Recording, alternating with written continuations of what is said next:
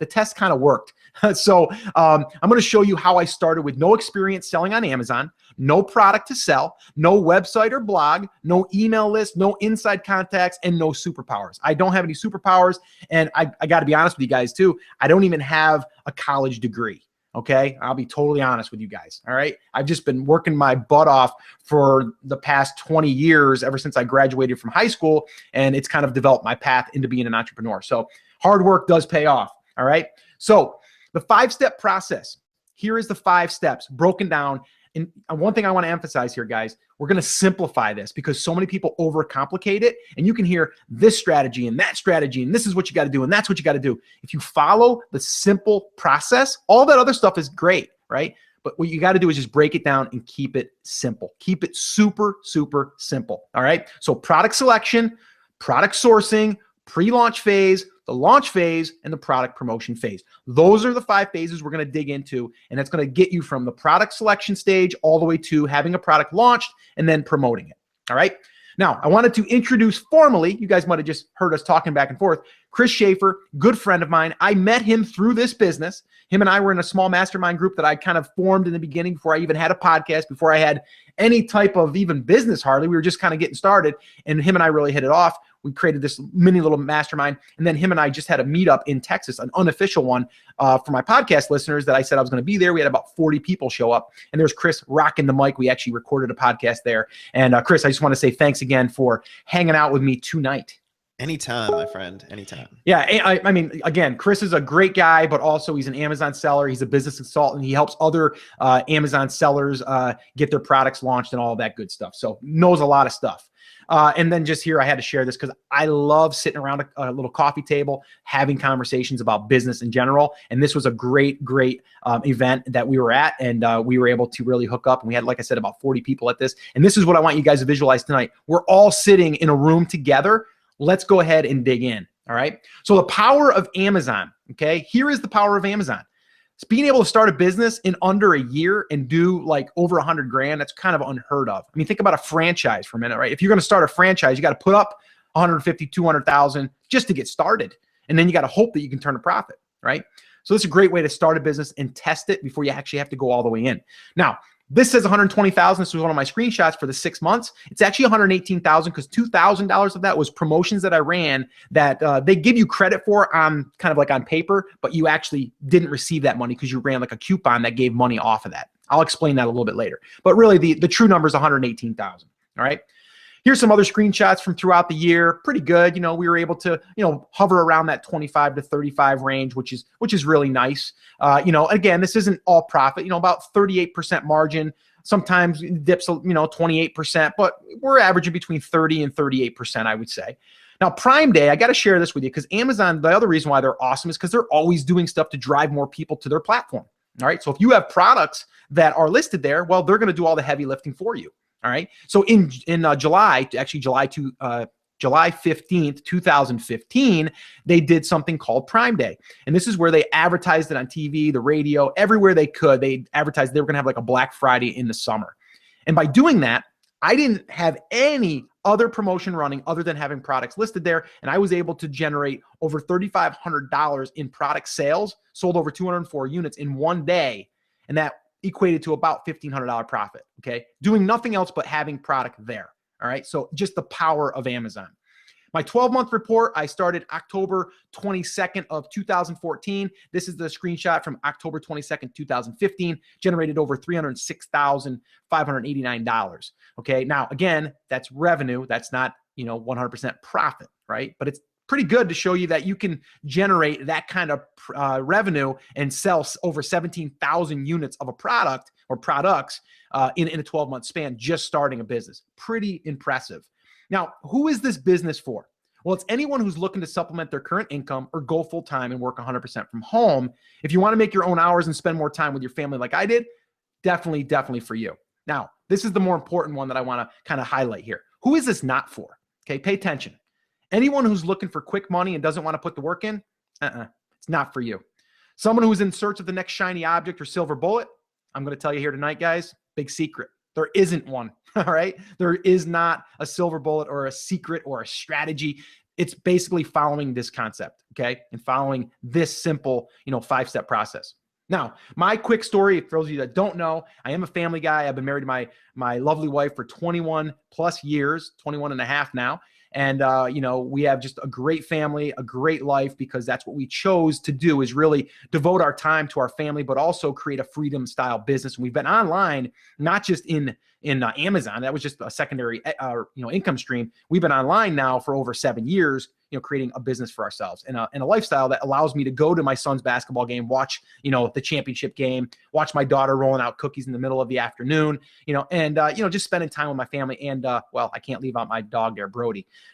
He's our other son. So yeah, this is my why, guys. And I think everyone needs their why. Okay. Now, quickly, I'm not going to bore you with my story, but my business journey looks something like this.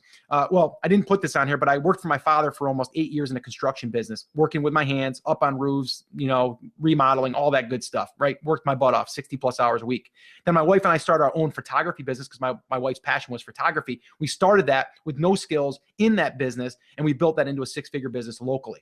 We then turned that into a digital business, teaching other photographers that wanted to get started online. We started teaching that, and that we still have that business where I teach Photoshop and editing lessons and all that stuff. So that's what we've done there, photography teaching there online. And then, of course, as being an entrepreneur, always looking for other ways to supplement your income and generate more revenue streams. Amazon thing really caught my interest, and well, that's why you're here tonight, right? Bottom line is, guys, though, I love to help and teach people. If I'm at a coffee shop and we're talking, I'm going to sit here and talk with you as long as I can. Sometimes I got to, have my wife call me and say, hey, where are you? You going to come home? Because I'm just, I'm so into it. It just excites me because I know the power and I know how much this has affected me and others that I know now. So really, really awesome to be able to talk about this stuff. I just love it. So why did I start my podcast? Well, those of you that don't know, I do have a podcast called the Amazing Seller Podcast. And the reason I started that podcast, well, there's a few different reasons.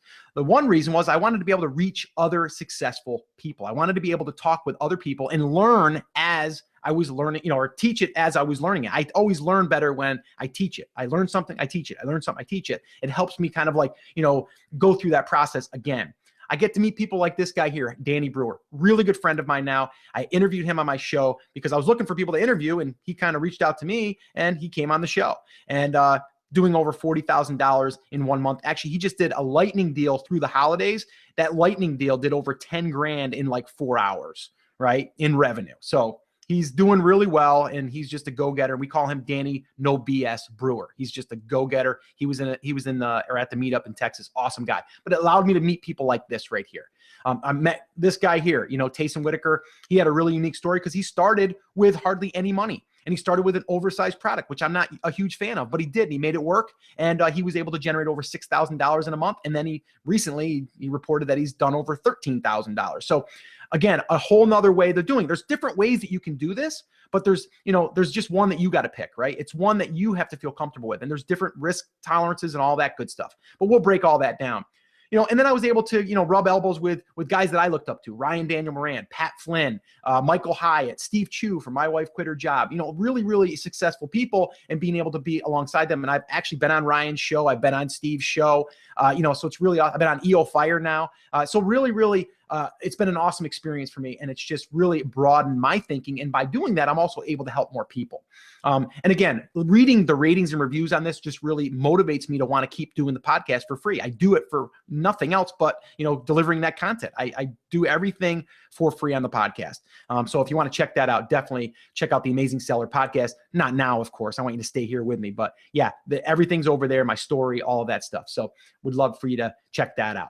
Now, here, I want to just say this right off the bat. I want you to stay to the end, okay? Because we are going to do live Q&A, okay? If you got any questions, save them to the end. Checklist and template downloads, we're going to give you those too. We're going to give you like a little virtual goodie bag that you can actually walk away with. I'm also going to give you details on how to win a 30-minute coaching call with me, an Amazon $50 gift card, a free license to Jungle Scout, which is a research tool. And I'm also going to talk about receiving some additional coaching. Now, let me be I'm going to be upfront with you guys again too. We just recently closed down our class. We have a class that we do teach, but there's nothing saying here tonight that you have to join our class to be successful. Okay. What we are saying is that we are going to show you everything through those steps, but then there's people that want additional coaching, and we'll talk about that. So just to be 100% transparent. So what do you say? let's dive in. I had to put this shot up. I love this shot. I love dogs. Number one, my dog, I love him so much. And I love that palm tree sitting in the back in the water because right now I'm looking at snow. So yeah, let's get ready to dive in. What do you say? What I want to do here real quick for those of you that are brand spanking new and you guys need a quick little course on how to get caught up as far as what FBA is, I'm going to do this in about a minute. Okay. So just, follow along. You guys that already know this, just sit back, relax, and we're going to get through this. All right. So what is Amazon FBA? Fulfilled by Amazon.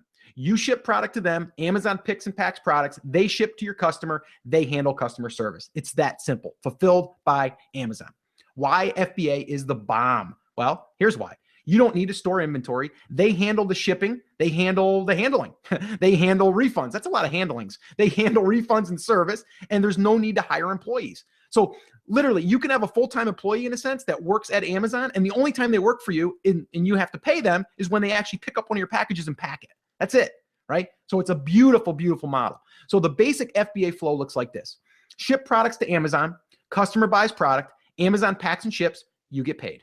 It's that simple. Okay, it's that simple. I was just talking to my financial advisor today, and he's like, Scott, what are you doing? And so I had to explain it, and I explained the whole thing, and he didn't even know about FBA or any of that stuff, which a lot of people don't. And he was just amazed that they would actually ship the product for you. So again, this is the basic flow. Okay, right there. Now, there's 3 types of products that you can source.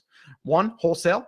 2, retail arbitrage. And 3, private labeling. Well, retail arbitrage, for those of you that don't know, is where you go into a Target or a big box store and you find, or even a garage sale if it's new items, and you can, or even used. But for this, we're going to use an example of a retail product that you find that's maybe 80% off. You would take that product, buy like 10 of them, and then you would list them on Amazon and then you would sell them. You would just ship them into Amazon and they would fulfill them. That's retail arbitrage. I tried that, and the problem with that is, well, here's the problems with 1 and 2, is usually you're selling brand names. Okay. So you're competing with, with other sellers because you don't own the product. Okay. Now, anyone can sell that same UPC.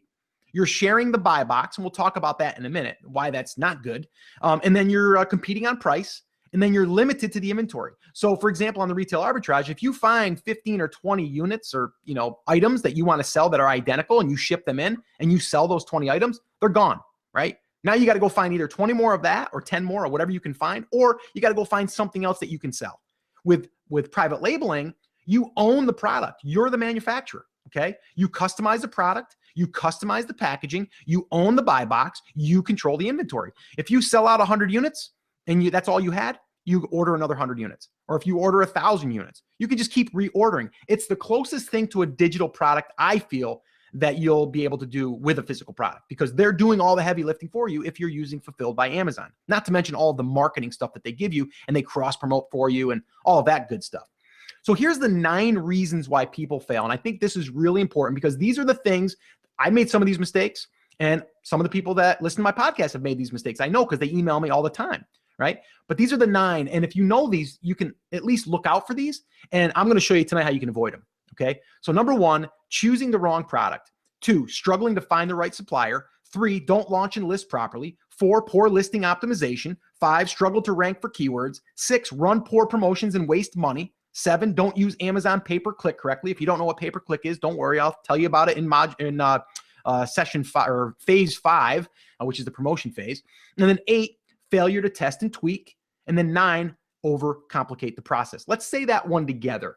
Overcomplicate the process.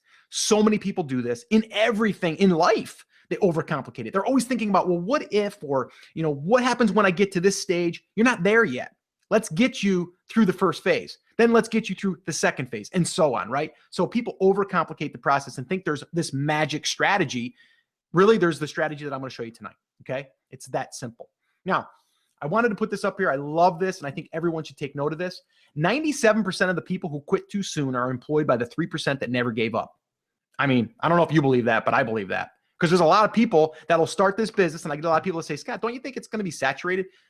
No, I really don't, because I think that I can show this to 1,000 people, and you might get three people to maybe actively go and do it. And I mean, I might be throwing a random number out there, but honestly, the people that actually try and then they just give up is really, really high, because what happens is they get frustrated, or they don't connect themselves with like-minded people, or they don't try to bust through those roadblocks, right? So it is a choice. I believe it's a choice in life if you want to make the decision to be successful. Okay, I don't believe in luck. I believe in opportunity. It meets all that hard work that you've done, right? So remember that. All right, so again, the 5-step process that we're going to be covering is these right here: product selection, product sourcing, pre-launch phase, launch phase, and the product promotion phase. The other thing we're going to give you is a product launch checklist. This is something Chris put together. He's going to include it in the download link when we give it to you at the end, and you're going to be able to download this. This is everything we're going to be covering here, and you're going to have this as a checklist. The other thing I'm going to give you is the product launch checklist tool list, where you're going to be able to see the tools that'll help you discover products, or keywords, that type of stuff. They're in there as well. So I'm ready to get started. You ready to get started? Chris, are you ready to get started? And we can get rocking and rolling. We are absolutely ready to rock. Guys, if you did not hear us earlier, there's a little green box on the right-hand side of your screen. It says, have a question, ask us here. We will take a couple small breaks as Scott goes through the slides to answer any questions that you guys have that we can answer quickly. If we can't get to it quickly, we will save it for the end, and we will get to it at that point. All right, I'm ready to go. Chris, take a sip of water. I'm going to. All right, here we go, guys. Let's just jump in. Like I said, guys, I move fast. I talk fast. I am pumped up, though. I'm excited. So here we go, right? We're going to dive right in. Product selection phase. Let me just pause there. Time out for a second. I'm doing the timeout. You can't see me. Time out for a second, all right? This is the stage where people start, they get stuck, and they stop. All right. So if you can get through this phase, you're miles ahead. All right. So I'm going to hopefully give you some ideas here where you can find products. Okay. Where you can find product ideas, and then we'll take them to the next step. Okay.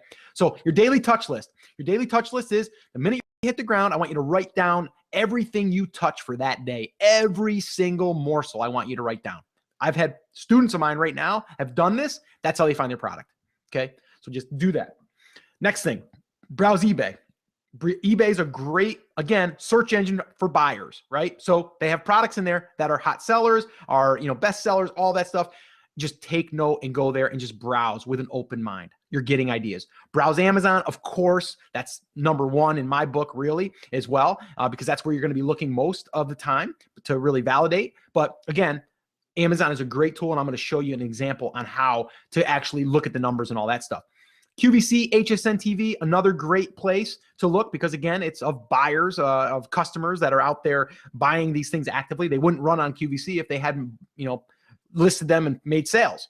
Late night infomercials. Danny Brewer, the guy I mentioned, he found his first product by watching a late night infomercial, and that product went on to sell thousands. Listening to conversations. I think this is a big one. When you're at a party, when you're standing in line at the bank, when you're in the grocery store, listen to conversations.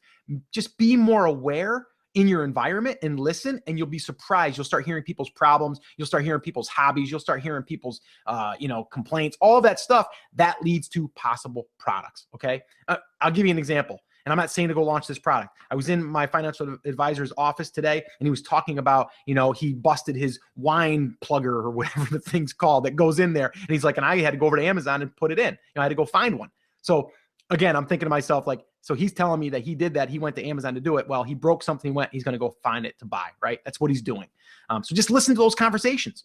Magazine ads, another great place. They're paying to be in there, so they're probably selling product. Department stores, another great place that I don't think people spend enough time looking at, because even though they're in a department store, doesn't mean that they're actually selling on Amazon. All right, so really, really important to do that. Write a list. I mean, pad and paper, guys, not just on your phone, not just on the iPad. Write a list on paper. Your passions, your hobbies, your problems. Your passions go all the way back to when you were a kid. What were your passions, hobbies, and problems? What are your parents that might be older than you, that are in a different stage of their life? What's their passions, hobbies, and problems? All right. Write these down. These are places for you to get ideas of markets. I want to stress that when you're going after products, you want to start thinking about a market, right? If you're selling a garlic press, you want to start thinking about the Italian, the Italian cooking market, let's say, or, what is used with that tool, right? Or device, right? Not just the garlic press. All right. So we'll talk a little bit about that in a little bit. Okay. So let's just kind of look at eBay real quick, because I wanted to just show you this. When you go to that one page and you just click on shop by category, you're going to have a bunch of categories that pop up. These are like main categories, and then you'll have subcategories inside of that. You can also click where it says see all categories, and then boom, you're going to have a whole page full of these different categories. Home and garden, yard garden and outdoor, crafts, home improvement, pet supplies, and so on. Now, Amazon, I'm going to spend a little bit more time here because this is, again, you're coming in here as you are a buyer, right? And what Amazon is doing is they're treating you as a buyer, as a customer. So you as a buyer need to look in, or as a seller need to look at what they're putting in front of your face as you're doing searches. All right. And I'll demonstrate this in a minute. All right. So go to Amazon bestsellers, start there. That's not where you're going to stop. A lot of people go there and then they stop there and they go, oh, I found a product, but everyone's selling it. Why isn't it selling? I just launched it. There's your problem, right? You sold something that everyone else is selling. We don't want to do that. Go here to get started. All right. So you look at the departments and then you're going to pick a department. So in this case, let's just say we're going to choose home and kitchen. Click on home and kitchen. And then we're going to drill down in that deep category, and we're going to go into home and kitchen, and we're going to find another subcategory. So in this case, we'll go to bath. Now we click on bath, and then we come over and we look at bathroom accessories. So now we've got bathroom accessory sets, bathroom mirrors, bathtub accessories, cosmetic organizers, etc. Right? So let's just say that we want to click on cosmetic organizers. That might interest us. Okay. So now look what happens. We have drawer organizer, eyeshadow organizer, makeup organizer. We get more ideas from related searches. Do you think that those related searches are put there just randomly because they want to put them there? Or do you think that they put them there because other people in the past have done searches for those because I went and searched for compact organizer? Okay. Understand that you are looking at this as you are, you're kind of like spying in a sense, right? Of how a buyer would be looking at this page. But you as a seller, a potential seller, can also get product ideas. You might not think of the eyeshadow organizer. You might have just thought of a compact organizer, right? That could be a whole nother market. All right. So the other thing you can do is go and look at that compact organizer keyword. So everything is kind of done by keywords. Like I said, you're not going to really search for a brand unless you're really brand loyal, which a lot of people aren't. If you broke a garlic press, are you going to go look for that brand garlic press? Or are you just going to look for the stainless steel garlic press because you just broke one? Probably the latter. Okay. So you're going to type in compact organizer, tap on the space bar, and then you're going to see a drop down come in of all of the popular searches. Now, do you think that these popular searches are there just randomly, or do you think that they are popular searches that people have searched for the most in the past? Yeah, it's that. Okay. So compact organizer planner, compact organizer binder, compact organizer travel, okay, compact organizer acrylic, and so on, right? These are potential products. Okay. You just got to make lists and you got to be aware. An idea tip here for you as well, look at the top rated. They're going to have things that are surrounding the pages that say top rated, most wished for, right? Hot new releases, pay attention. Another idea tip, customers who viewed this item also viewed 1, 2, 3, 4, 5, 6 more items, right? So are they putting them there just randomly? No, they're putting them there because other people have bought those in the past or looked at those in the past, right? So they're interested in those. Another way for you to get ideas. All right, so now we're going to move into the next step. You're going to spend some time in that research, phase as far as getting ideas. You want to get a bunch of different product ideas, a bunch of different markets, right? If it's in the cosmetic, then you're thinking it's going to be in the beauty, right? So if you're in beauty, there's a lot of different sub categories you can do in beauty. It just doesn't have to be like a brush, right? So your next step is once you get that list, then you're going to start mining. You're going to start like looking at the data to see if it might be a product that you could actually sell, because you want to make sure that, you're not selling something that isn't already selling. A lot of people will say to me, Scott, I want to sell a product that no one else is selling right now. That's probably the worst thing you can do in the beginning because there's nothing been tested. You want to validate the product is selling. And the only way to do that is to look at the sales inside of Amazon. All right. So here's my metrics and criteria that I started with and that I still use right now. Okay. Now these are mine. This doesn't mean that you have to live by these. If you want to go with a price between, $35 and $55, go for it. Okay. These are just my numbers. I would definitely recommend don't go after something that's less than probably like $18 or $17 or $18, because then you're going to find that it's just, there's not a lot of margin in there unless you can find it really, really cheap. Okay. So price $19 to $45, except if it can be bundled. If you can find something that you can bundle and it's $9.95 and you can do a 3-pack for $19.95 and a 5-pack for $29.95, that might make sense. Lightweight, less than 2 pounds. That's important because we want to be able to ship the product by air when we start. And then we want to also, we want to have a normal sized item that's not oversized. If it's oversized, we're limited to how many we can have in stock. And we are limited as far as how much volume, or we're also charged more for the volume that it takes up. Okay. Your BSR, your bestseller rank. Now that's something, if you guys don't know what that is, it's a number that Amazon gives all the listings, and it's changing every single day, every hour. It's changing, it's updated all the time. So usually, and this is a really, really random number, but I like to look for stuff that is 6,000 or less. Okay. So that usually means that I can sell about 10, 15, or even 20 a day sometimes, depending on the category, because every category is different. And I'll explain this a little bit later, but I'm just giving you kind of like these rough metrics and criteria. You want to look at the reviews.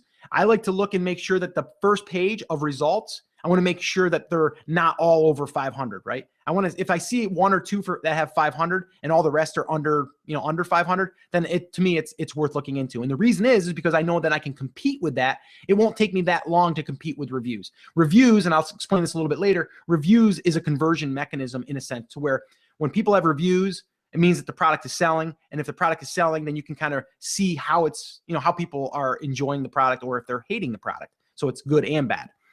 Your listing quality, you can also check out that, make sure that the listing quality is good, or if it's not good, you want to make note of that. All right. So the goal here is to launch, my goal anyway, is to launch products that can sell 10 to 20 units per day. That's the goal. Okay. Now, here is the 10 by 10 by 1 strategy. This is something that I coined. This is something that I go by, and I start here. It doesn't mean that you're going to end here. It doesn't mean that you have to be 100% here, but it's a good place to start. So I shoot for $10 profit after all expenses per unit. Okay, all expenses. How much does it cost to get the product manufactured? How much does it cost to get it shipped to FBA? How much does it cost for your fees and all that good stuff, right? At the end of the day, $10 profit. Okay, so the 10 by 10 by 1 is this: $10 profit, then 10 sales per day, and then 1 product. That's the 10 by 10 by 1. Okay, that's $100 per day.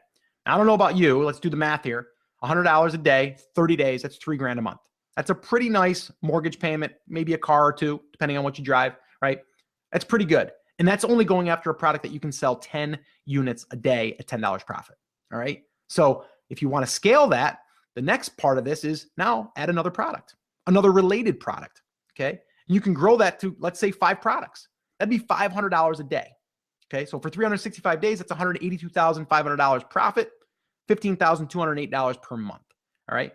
Now, again, I'm just throwing these numbers out there just to kind of give you a visual, but this is possible, right? I mean, people are doing this. They're doing more than this, a lot more than this, but this is a great place to start because you can then make your first sale, right? Because the biggest thing here is just getting started and making that first sale. And this is something that you can see and you can set a goal and say, that's what I want to do, right?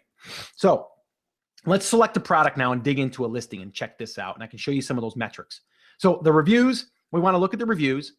And here we got 83 reviews. Price $18.99. The product dimensions 8.7, 3.5 by 2 inches, 11.5 ounces. So perfect. And we've got the ASIN. I circled that. I'll show you where we want to use that in a second. You just want to pay attention to that. And then the Amazon bestseller rank, that's the BSR that I said. In this case, in beauty, it's 3984, so 3,984 in beauty. I can almost guarantee you that in beauty, because beauty is a pretty popular category, 3,900 is probably doing over 20 units a day, probably more, okay? So just to give you kind of like a ballpark there, okay? For this plastic storage acrylic, compact organizer, okay? So that's those things. Now we want to look at the listing and see if it's optimized, meaning how are the images? Are they good? Are they poor? Do they have only 1 image? Do they have 5 images? How is the title? Is it keyword loaded? Meaning, does it have the keywords in it? This one here does. It's acrylic compact organizer and beauty care holder, right? So there are keywords in there. If I was searching for a compact organizer, there's a chance that I might find this listing because it has the title or the keyword in the title. FBA or merchant fulfilled. Merchant fulfilled is when you don't ship into Amazon and have them fulfill it. You can actually do this whole process and you can fulfill the orders yourself. You can do that. But if you start selling 50 units a day, it's going to get old to ship 50 items. And not to mention, if people have Prime, they get free shipping, right? So you want that stuff. You want to consider that stuff. And I look at this, that if someone is already fulfilling by merchant and I can come in and fulfill it by Amazon, I believe that Amazon will give me a little bit of a bump in the ranking because they're going to make more money on me, right? And I think people then are going to buy more because they're going to get it quicker and they're going to be able to use Prime. All right. Your bullet points, you want to make sure that those are well written and they're talking about the benefits and they're talking about the features. And then your description, that's another important part because you want to make sure that it explains the product in greater detail. So those are the things that you're going to look at as far as an optimized listing. All right. So here is a very, very basic. This is exactly what I did before they had tools, before they had fancy stuff. But I wanted to show you that this is the way that I did it. Okay. And this is the way that you can still do it. You don't need any tools to do this, right? You can just do it manually like I just showed you. Okay. I'm going to give you a download of this little spreadsheet. It's nicer than this. Chris made one with some different colors to it that actually does some calculations for you as far as listing quality and all that stuff. But if you look at this, you take the product keyword or the product, it's a keyword, but it's basically the product. And then you list it. And then you do the ASIN. And I told you before, I showed you the ASIN or the link to the product. You would copy that in there. The BSR, you would punch that in there. The reviews, you would punch that in there. The price, the listing quality. The listing quality, if you gave it a 4, you'd want to say why you gave it a 4. Maybe it's lacking a good image, or maybe it's lacking a good title, right? And then this way here, that that's a flaw that you can potentially fix. All right. So this is going to be in your downloads as well. Now I wanted to share this real quick, but I didn't want to overwhelm you either.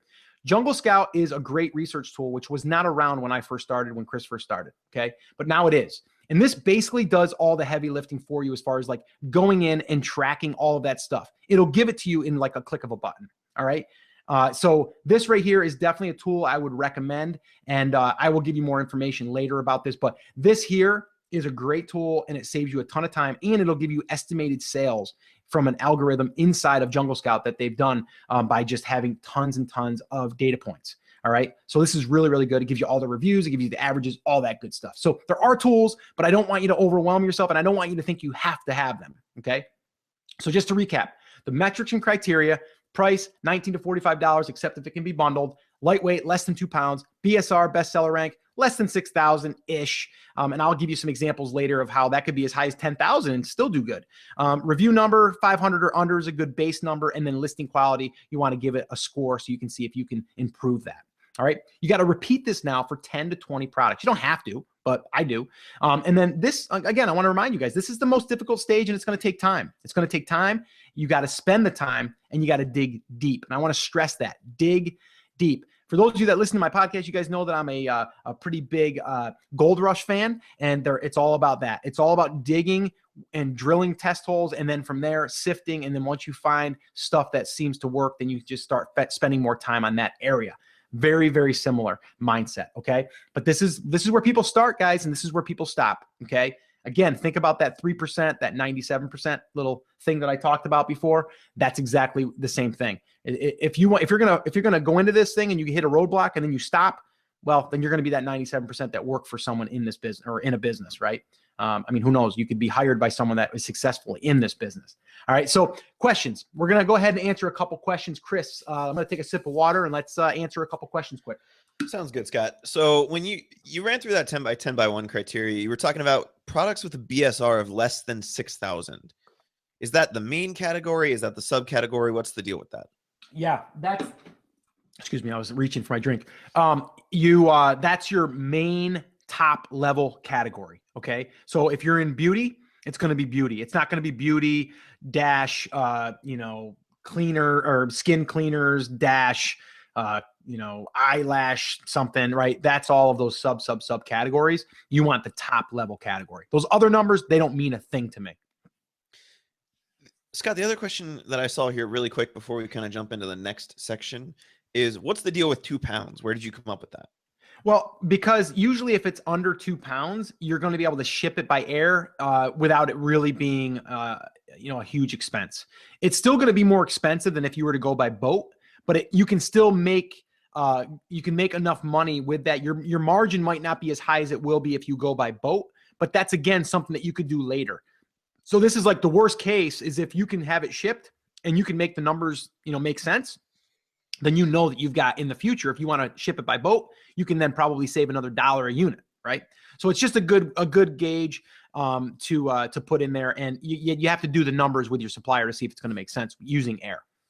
Sounds good. Let's jump into the second section here, and we will take the rest of these questions that we're getting at the end. Cool. All right. So what we're going to do here is talk about the sourcing. So now we've done all of the research. We've got a list of 10 or 20 products. Now we're going to go into AliExpress or Alibaba or both, and we're going to go ahead and we are going to start finding a supplier, or if we can supply, find a supplier that can actually make this item or is already making it. All right. So AliExpress, I'm going to touch on this real quick. I just did a coaching call today with one of my students, and he was talking about doing this model right here because I've talked about it before, and he's talking about maybe launching 5 products, but in a small quantities to kind of test 5 different products like quickly. Did you hear that snap? Quickly.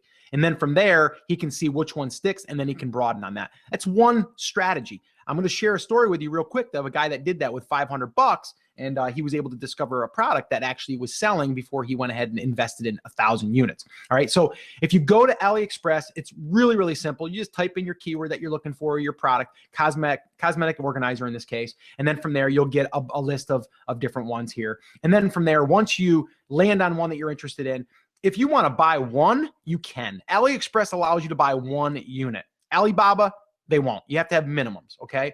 In this case, you can buy 1 item. Now, on Alibaba, you can order 1, but it's going to be a sample, okay? This is going to be the product. You can order 1, you can order 10, you can order 20, you can order 1,000 if they have 1,000 in stock, okay? It's almost wholesaling in a sense, okay? You can pay by credit card right there.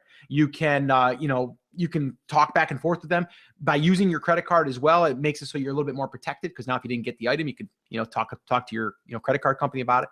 And you can also see ratings and all that good stuff. So it's a great way to get started, especially if you want a low risk way and you want to test products, okay, quickly. This guy is the one I wanted to share with you, Chris Gaston. He met us in Texas. He told us the story of how he created a $500 challenge for himself using AliExpress. He said, I'm going to take what I'm learning from Scott and I'm going to try $500. I'm going to use AliExpress and see what happens. So he purchased 50 units from AliExpress, sold them within a couple of weeks, and then he ordered 1,000 more after validating that it'll sell. Okay. So again, it's a strategy. It's a way that you can do this by just testing products. It's kind of like going to Target, like we said, and doing the retail arbitrage, except you're doing it here with a wholesale item in a sense. You can still private label these, but you're just not gonna be able to go as extensive because they're almost like generic in a sense, but you can semi-customize them. All right. Now, Alibaba.com, that will be the next step, or you can just start here. I actually started on Alibaba.com. I didn't really know much about AliExpress, so I just went straight here, and that's where I started. With Alibaba, I just want to be very clear. You just want to make sure that you filter some of these search results. Okay. Same thing applies though. You go up there, you type in your keyword. This one here is the acrylic compact organizer that I'm looking for. They've got trade assurance. It's like an insurance policy in a sense where they're insured up to a certain amount. So if they have that, it's going to show. If they don't have it, you don't want to do business with them. Okay. So this is going to only show you people that have it or businesses. Gold supplier, that's another filter that I like to apply because then it tells me that they've been certified or they've been approved and they haven't had any major complaints, and it tells me how long they've been a gold supplier. So by checking those 2 filters, you're going to eliminate a lot of the ones that you wouldn't want to do business with. Okay. So those 2 things. Then when you go here, you don't really want to pay attention. Don't worry about the price per piece or minimum orders or supplyability or port or payment types, any of that stuff, because they're going to a lot of times put stuff there just to fill that. They're going to want to talk to you, and you can go ahead and talk to these people, build these relationships with these people, and a lot of times they'll work with you, okay? And you're just going to click on contact supplier, and then from there, you're going to write them an email. That's all you're going to do, okay? Now, just wanted to point out here, too, you can see on the bottom here how this one here says, this supplier supports trade assurance. Supplier's trade assurance limit is $21,000, okay? So this here, it shows you that they have the trade assurance. Just another example of a pop acrylic cosmetic organizer you can see here. And from here, I would just literally click on that contact supply button, and then I would write them an email. This is a sourcing email that I created. I'm going to give you in the downloads as well. You can copy and paste this. You can modify it however you want to. But I wanted to share this because I created this after I went back and forth 100,000 times, it felt like, back and forth with suppliers. And I just streamlined it so I could just get all my questions answered quickly. And by putting a list of questions, they like it because then they'll, right below that, they'll go ahead and they'll give you a bullet list of all of the answers. Okay. So I'm just going to read it, not the whole thing, just the beginning of it. Like, hi, my name is Scott Voelker, and I'm the purchasing agent for XYZ company. We are in the process of adding a garlic press to our product line, and your product seems to be what we are looking for. I have a few questions. 1, do you offer samples, and how much including DHL Express shipping to United States zip code 89078, right? And then so on. Okay, write your number of questions.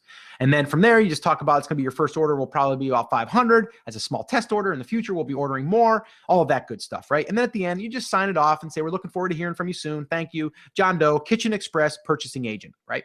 I say purchasing agent because I am the purchasing agent for my company, but I'm also the CEO. right? So because of that, I want them to be able to communicate with me, but I'm not going to be ultimately letting them know that I'm the one that's making the decision ultimately, because I want them to know that I'm able to negotiate with the owner in a sense. And my owner might be my wife. Okay.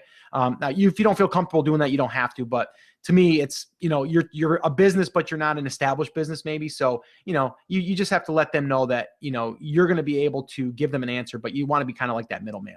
All right. So ordering samples, I have to talk about this really quickly. Because so many people, they get all bent out of shape about paying money for samples. They're like, well, if I'm going to buy 500 units or 1,000 units, why are they going to charge me for a sample? Well, the thing is that you might buy a sample from 10 different suppliers and only order from one.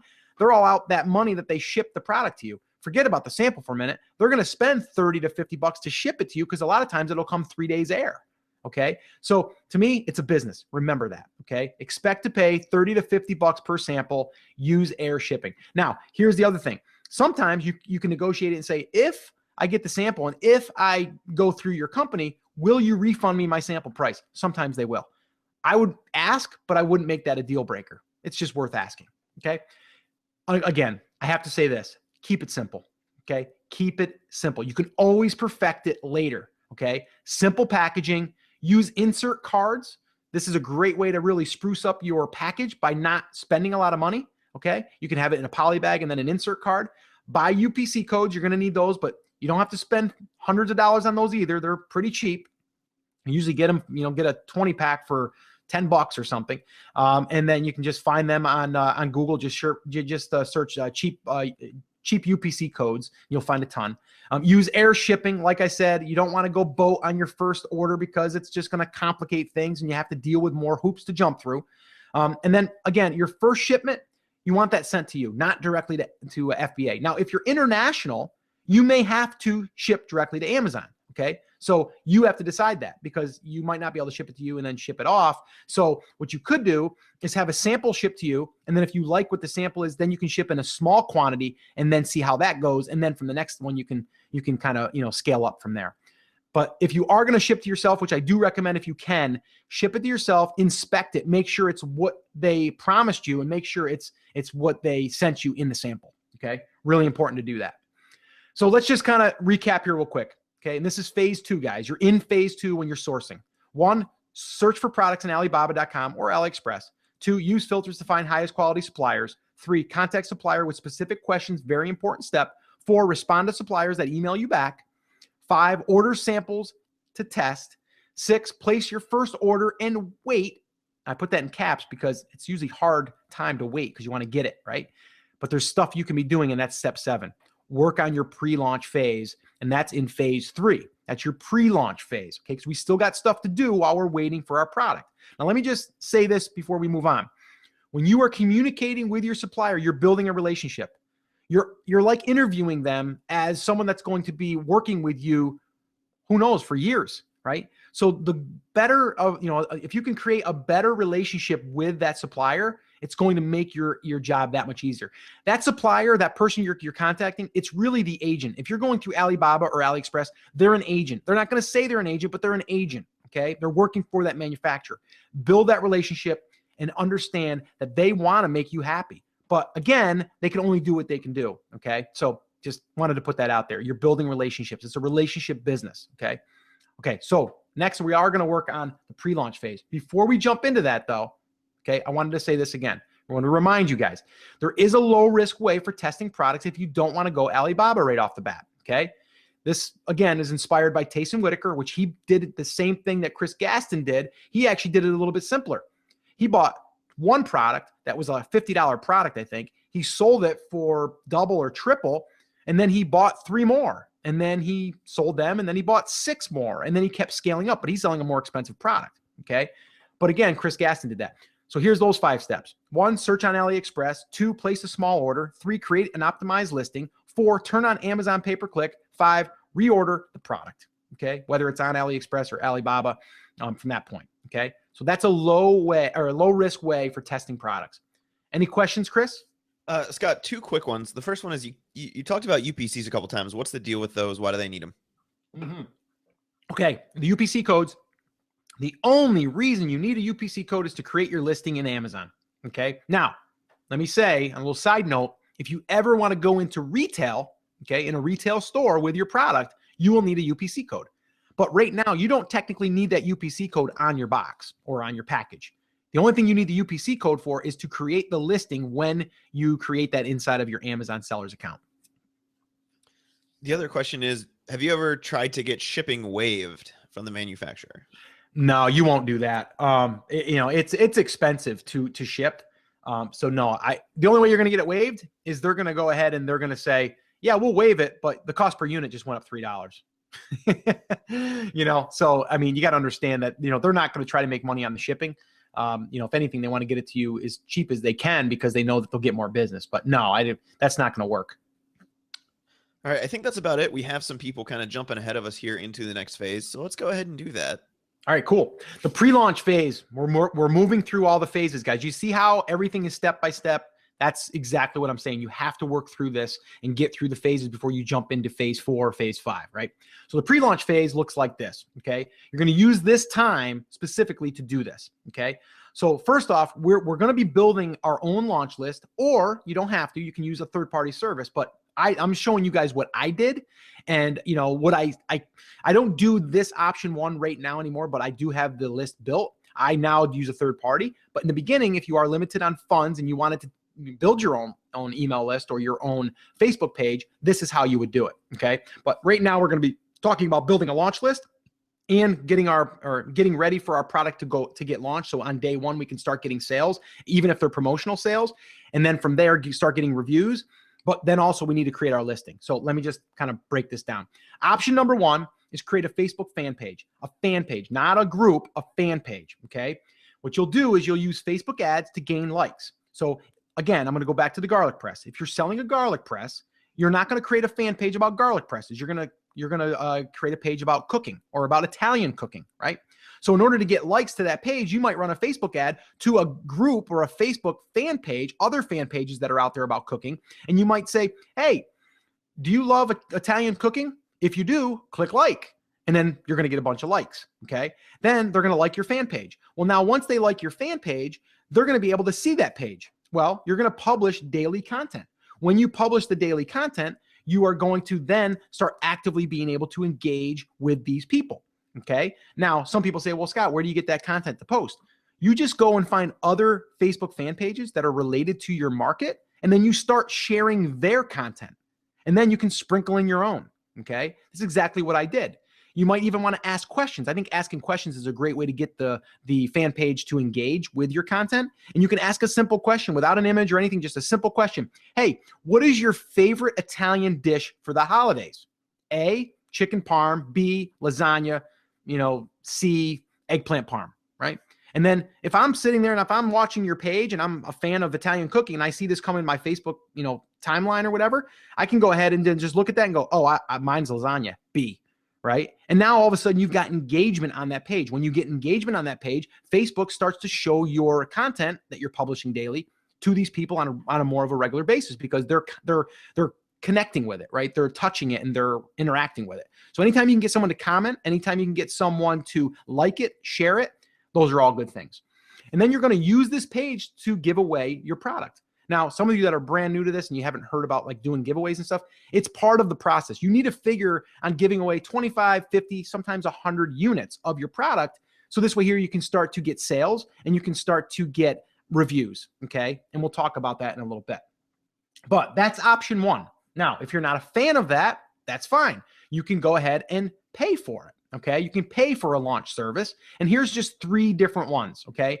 Thomason.com, they actually have a 30-day free trial. Thomason, what that does is it connects you with bloggers that want to review products. Okay. So it's a perfect little match. You go there, you say, I've got a garlic press that I want reviewed. I'm going to let you review it for free. I'll give you the product for free. All you need to do is review it on your blog and review it on Amazon. Here's a coupon code for, basically 100% off. And then they go and they use the coupon code. It acts as a sale on Amazon. So Amazon looks at it as a sale. And then from there, you get a review. So that's kind of the process using Thomason or any of these other services. Viral Launch is another one. I've used that one personally, and I've also used getbsr.com. So those are 3 different ones you could use immediately. and for the most part, you are going to spend some money with those unless you use Thomas and they have a 30-day, free trial. But you are going to do the work to actually go out there and find these people inside of the Thomas platform. But those are three different options for option 2. Okay. Now, the next part of the pre-launch is creating your optimized listing. So what's an optimized listing look like? Well, 8 to 10 high quality images. Now, some of you may be saying, but Scott, if I don't have my product yet, how do I do a quality image? Well, here's the thing.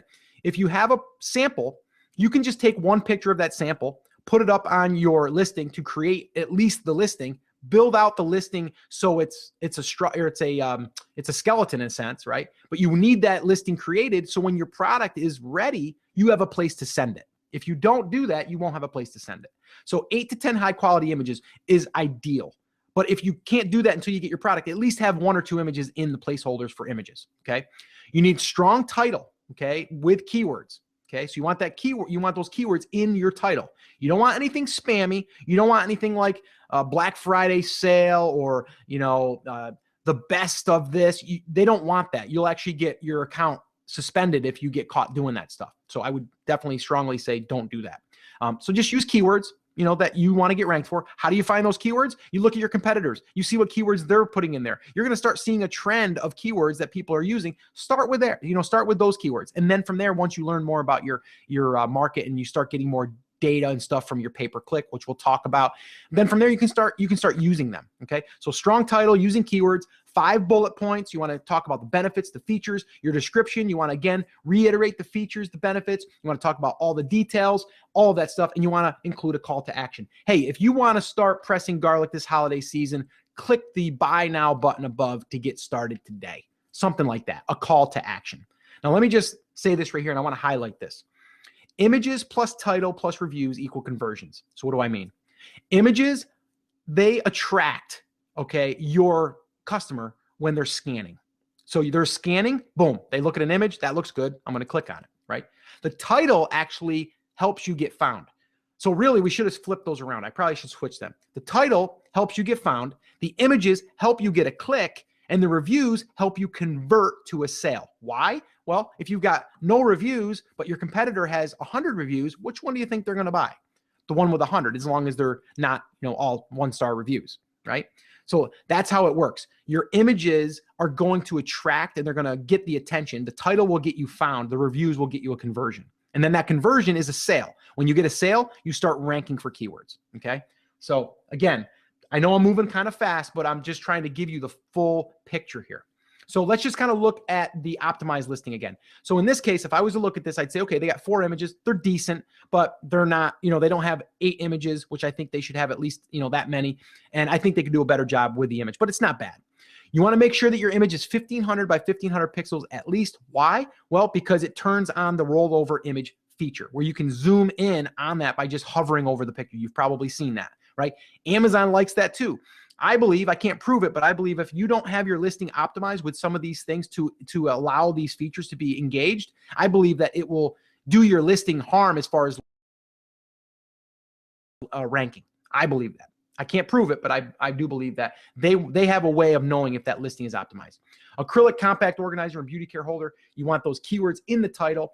Your bullet points, again, you want it to be benefit and then you want the features in there, benefit driven and then features, and then the description, you want it to be more of a a larger description as far as like a more detailed description. Okay, but the order that works is your title gets you found, the images right there will get you seen, and then that turns people on to, oh, this looks really good. Let me click in. Then they click in. Then they're going to look at the reviews. From the reviews, that's going to get you a conversion. Okay, and then that's going to get you ranked.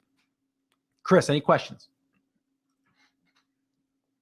We do, Scott. We have a whole bunch streaming in, and I'm responding to as many of them in the chat as we can. So is there a website where people can go to get their photos taken? Do you have one that you like and recommend?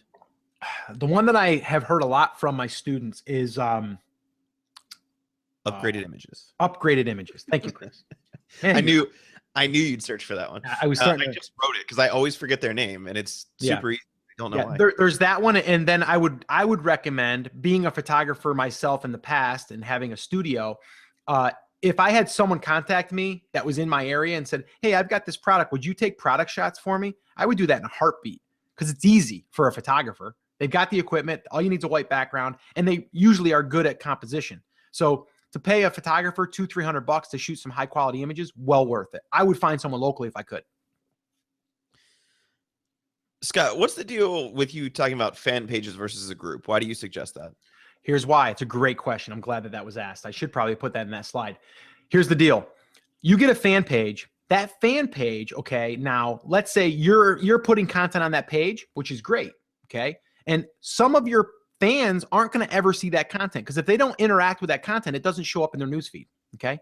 But if I want to run a Facebook ad and I want to pay to target my own Facebook fan page, I can do that. If I spend $10, I'm going to probably be able to reach a lot of those people just from spending $10. So let's say, for example, I built that list and I had very little interaction going with that list. Okay. Maybe I spent $200 for that list.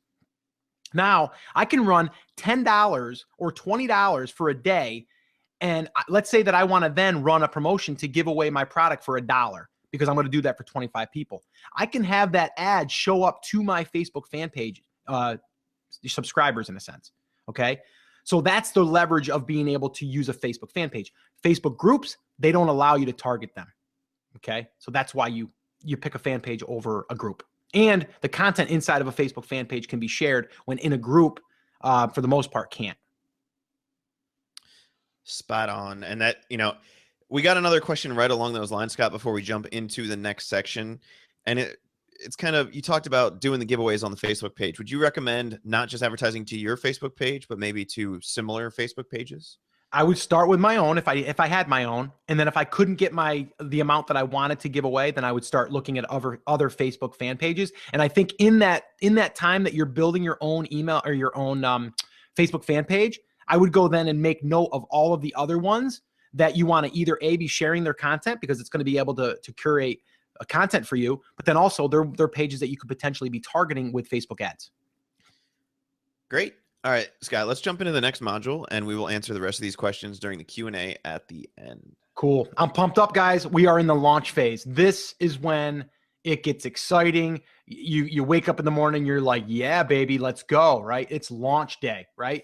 So let's get the ball rolling. So one thing I want to point out here really, really quickly is I want you to understand this. And this is something that people don't realize, especially new people. Okay.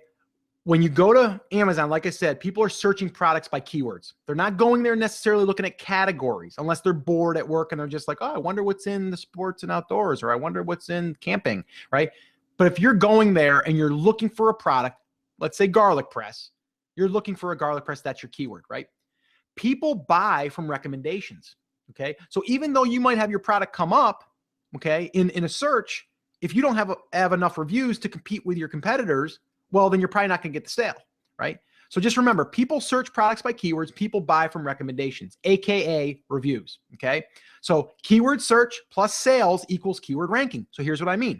If someone searches for garlic press, they see your listing, they click on your listing, they buy your product, Amazon makes note of that, and they're going to start to rank you for that keyword. The more sales you get through that keyword, the more you're going to rank for that keyword, okay? Does that make sense?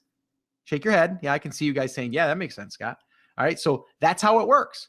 Keyword search, okay? Someone searches for garlic press. They see my garlic press. They click on it. They go, oh, wow, they've got like 150 reviews. Wow, and they're really good and cool. Yeah, this looks like the product images are awesome. Oh, it's telling me all the benefits of it. Yeah, this is really good. I'm going to buy it. They buy it. Instantly, I start getting credit for that keyword. Now, not just one sale will get you ranked, but over time, and I'll show you in module 5 here in phase 5, where you can then start to make this happen by using Amazon pay-per-click. I'm getting a little ahead of myself, but just understand that you can almost force this if you are willing to use Amazon pay-per-click and you're willing to run promotions, okay? Another little tip, more reviews equal higher conversions. So, and I don't mean that just get reviews to get reviews. If you have a competitor that has 300 reviews and you only have one, well, you should probably be shooting to get at least 100, okay? And then from there, you can say, well, maybe I'll get another 50 and then I'm in the middle there and that might help. But other than that, you don't have to try to just get 300 because they got 300. You just need to come somewhere in the middle, okay? But when people have more reviews, they're usually going to get higher conversions, which equals sales. And then if you get more sales, what happens? You rank for keywords, okay? All right, so now talking about receiving our first sales and our reviews. This is this stage. This is that launch phase that we need to be able to get sales almost on day one. Okay. So first off, you can contact friends and family. You can prep them beforehand and say, hey, I'm having a product come out in a few weeks. Would you be interested in testing it and trying it for me? And I'll give you a discount code and you can go buy it through Amazon for $1 or for free. I'll give you a 100% coupon, or you can just hand them the product and say, go on Amazon and leave me a review after you've tested it. Give me your honest, ethical review. Okay. Unbiased review. Okay. So that's one way. You can, and I should say, you can post your giveaway offer to your Facebook fan page, or you can run a Facebook ad to your fan page and let them know about your giveaway. Okay. You can use other people's lists, like I mentioned, or thomason.com. You can plan to, or you should plan to give 50 to 100 units away, depending on how competitive your market is. But if you allow that many, that's a good number to really kick things off. Okay. Because again, you got to remember, you're brand new. Amazon doesn't even know you exist, right? So you need to start getting sales. That's how they recognize you, right? So this is how you would do that. Okay. And you can price your items for free. You can price them for $1. You can price them for $1.95. You're just going to create a coupon code that will allow you to take off that much money. Okay. Or your customer. I like to also spread out those. If I'm going to give more than 50 or 100, I like to spread them out over the course of like 5 days. So 20 sales per day for 5 days is really good, because then you can spike the sales consistently over the course of time. Okay. Now, one little tip. Once you start getting orders, you should be contacting each person and writing them an email saying, hey, just want to let you know that, we're here for you, number one, and that we want to make sure that you received everything that you were promised. And we want to make sure that you're happy with your order. And if you're not, let us know.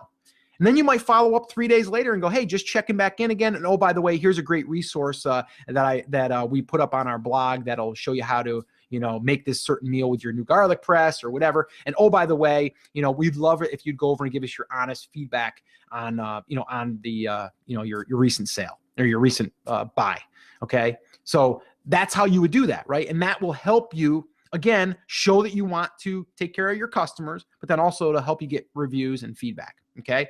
Now, there is a third-party tool. There's actually a few of them. The one that I use is called SalesBacker. Again, I don't want to overwhelm you with tools, but there are tools out there that will allow you to automate this process. It's a third-party tool that will write these emails. They take your email that you pre-write, and it will send them out when you tell them to send it out.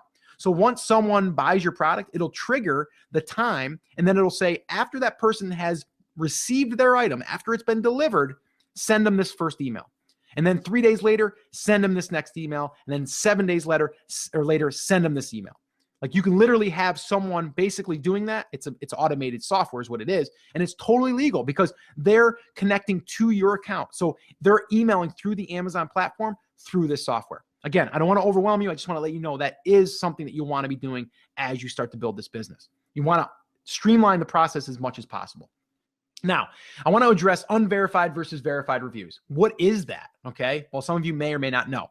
Okay. What it basically means is if you hand a product to someone on the street and you go, hey, here's a product. And oh, if you would, do me a favor, go to Amazon after you've had time to use it and leave me a review. Here's my URL. Go do it. And they left you a review. They can do that, but they didn't actually buy it through Amazon, but they can still leave a review. Okay. But it'll say unverified. It's very small text, but you'll see it. Now, you can have a verified review for everyone that buys your product. That will be verified. Is there advantages and disadvantages? Not really. There's really no ranking factor that I can see for that other than you get conversions, right? So most people don't look for unverified versus verified. So in the beginning, I just want to get reviews, whether they're verified or unverified. I don't care. Okay. Now in the future, if they say, we're going to get rid of all the unverified reviews that you have, that's fine. I might have a handful. I might have 5, but in the beginning, I got 5, right? So if I can get 5 in the beginning, it doesn't look like my listing is like never had a review, right? So you want to get them done almost immediately, okay? So in the beginning, you're looking for any review, okay? You want that social proof to help receive natural organic sales, and then you can turn on Amazon pay-per-click, which we'll talk about in a minute, okay? Right now. This is phase 5. I know we just jumped from launch to here, but that's really what you're going to do in the launch phase. You're getting the product up, you're getting sales coming in, and you're through a promotion, and then you're starting to get reviews going. Now, we don't want to slow that momentum down. So what do we have to do? We've got to start promoting that product. How do you do that? You start turning on Amazon pay-per-click. Some of you may not know what that is. What it basically is Amazon allows us to run ads, for our product. It's really easy to use. Okay. Yes, you can get really technical with it if you want, but it's really easy to get started and start getting that process starting to start getting some sales. But what it does is it allows you to target keywords, okay, for your product. Okay. And I'm going to show you in a second why that's pretty powerful. But you can see we've got ads on the right-hand side. So I can be on page 1 of my main keyword on day 1 if I want to spend the money. Okay. Now, here's what I want to break down for you. Here's a little quick start strategy for using Amazon pay-per-click. And I use this even to this day for starting a brand new product. 1, set up pay-per-click ad, set it to auto targeting. Let them decide who to put the the keywords or what keywords to put in front of your audience or your customer. Okay. 2, set the daily budget for like $25. That's what I usually do for a minimum, but you can set it at 20, 25 if you want. Your cost per click, you're telling them I'll pay up to 75 cents a click or $1 a click or $2 a click, right? You won't spend anything more than that. You want to set that to a minimum of 75 cents. 3, run that for 7 days and then pause. And then what you're going to do is you're going to run a report. Okay. When you run that report, this is a report that they give you. This is where the gold comes from. Okay. This is where you pull some of this gold. You're going to then, and this is step 4, look at the keywords that Amazon targeted. They're going to give you the keywords that they put in front of your customers. Okay. And then it's going to show you the impressions. It's going to show you the clicks, and it's going to show you the sales. Impressions are how many times the ad was displayed. Clicks obviously is how many times people clicked on it. And then sales obviously is how many times people bought it, right? That's pretty useful information. So now you would take the keywords that were good. We're going to call these our good keywords, and we're going to create another campaign. And we're going to call this one like our good keyword campaign or whatever you want to call it, right? And then you're going to create that campaign using these good keywords. This is going to be a manual campaign. This is one that you're going to enter the keywords, and you're going to use the keywords that generated sales and clicks, okay? And then step 6 of this is you're going to set the same daily budget, okay? And that one there, again, is like $25. That's a good starting point. Put your cost per click at 75 cents. Now, here's a little tip for you.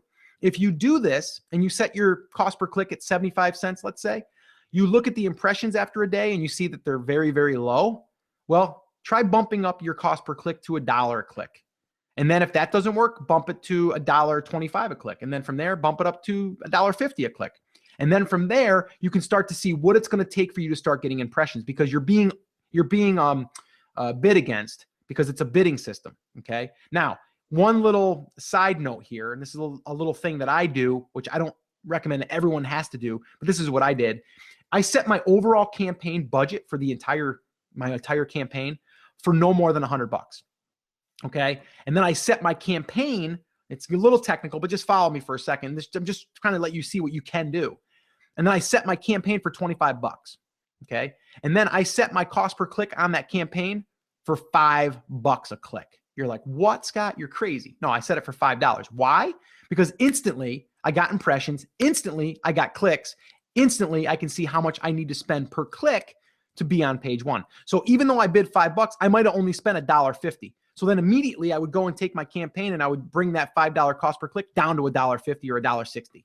You see what I'm saying? So that's how I would do that. So again, we're just scratching the surface on Amazon pay-per-click. There's so much that you can do, but I just wanted to give you the basics and the quick start strategy, because that's all you need to do to start seeing some results. Okay.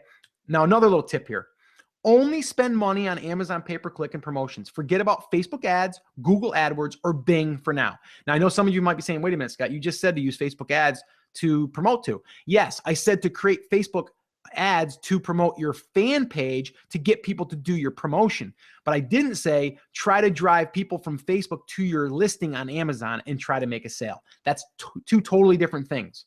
People on Facebook are not looking to buy things. They're looking for, if you're sitting there, you're going to flash a $30 product in front of them for $1, that's pretty good. But if you're going to just send them to your page over on Amazon for a regular price at $30, the conversion rate's going to be very low. You've got so much traffic inside of Amazon that I don't know why you would ever really need to leave there unless you feel like you've just totally maxed out all of your Amazon pay-per-click. There's so much traffic there. And the other thing is to remember, guys, they're buyers. People on Amazon are there to buy stuff. People on Facebook are there to look at pictures and videos and, look at their friends, wedding from the weekend and stuff, right? On Amazon, you're there to do one thing, shop. That's all you're there for. Okay. So use Amazon pay-per-click as much as possible and learn that. Now, the ranking process, I want to go over that real quick again. When someone searches using a keyword and buys your product, Amazon will start to rank you for that keyword. When someone clicks on your pay-per-click ad while searching a keyword and buys your product, guess what? Amazon's going to start ranking you for that keyword. So you can almost force yourself to start ranking for keywords by using Amazon pay-per-click for the keywords you want to rank for. And you could even go in the red a little bit. Even if you break even or go in the red a little bit, it might be worth it. I'm going to show you why in a second. This is just part of the ranking process. Breaking even or even losing money using Amazon pay-per-click can still be worth it. It's going to help you rank the product for keywords and drive organic sales. So here's what I mean. Here's 1 month, an example that I spent $1,200 in pay-per-click. Okay. I got 105 sales from pay-per-click, but I got 1,525 sales from organic search. So see, by me spending money on pay-per-click, it allowed me to start ranking for keywords organically that I didn't pay to be there. And then those sales trumped my pay-per-click. So just understand that in the beginning, it might be worth it just to break even on that spend on pay-per-click for a keyword that you want to start getting sales through. Okay. I hope that makes sense. All right. So we're just about at the end of phase 5 here. I want to remind you guys to forget everything else for now. Focus on sales and reviews. When you get to this point, don't start thinking about building a website, blogging, YouTube videos, article marketing, social media, press releases, all the stuff that you might be hearing about. Don't worry about that stuff. And right now you can take a deep breath. Whew, I don't have to worry about that stuff, right? I don't want you to worry about that because that stuff does not matter in the scheme of things here, because sales and reviews are what matter. So by you focusing on getting sales through Amazon pay-per-click, that's going to also help you rank for keywords. Reviews are going to help you convert. So if you only have 5 reviews and you're converting at like 5%, let's say, if you get 100 reviews, you might convert at 15 or 20%. So by you just focusing on Amazon pay-per-click to get yourself to rank for the keywords that you want to rank for, that's where your time needs to be spent. Okay. Not on trying to build a website to get Google traffic. That's going to take you 8 months to a year to get any kind of traffic, right? Or YouTube videos that might get you 3 visitors a day, right? It's just, it doesn't make sense. It's the 80-20 rule. All right.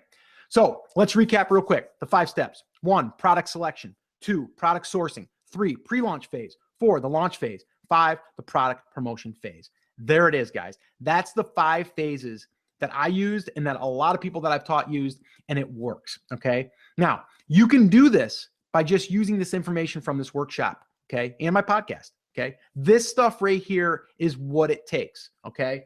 Now I need to put that little crying baby up there because after the workshops, I always get people that will email me and say, Scott, do you do private coaching? And I don't.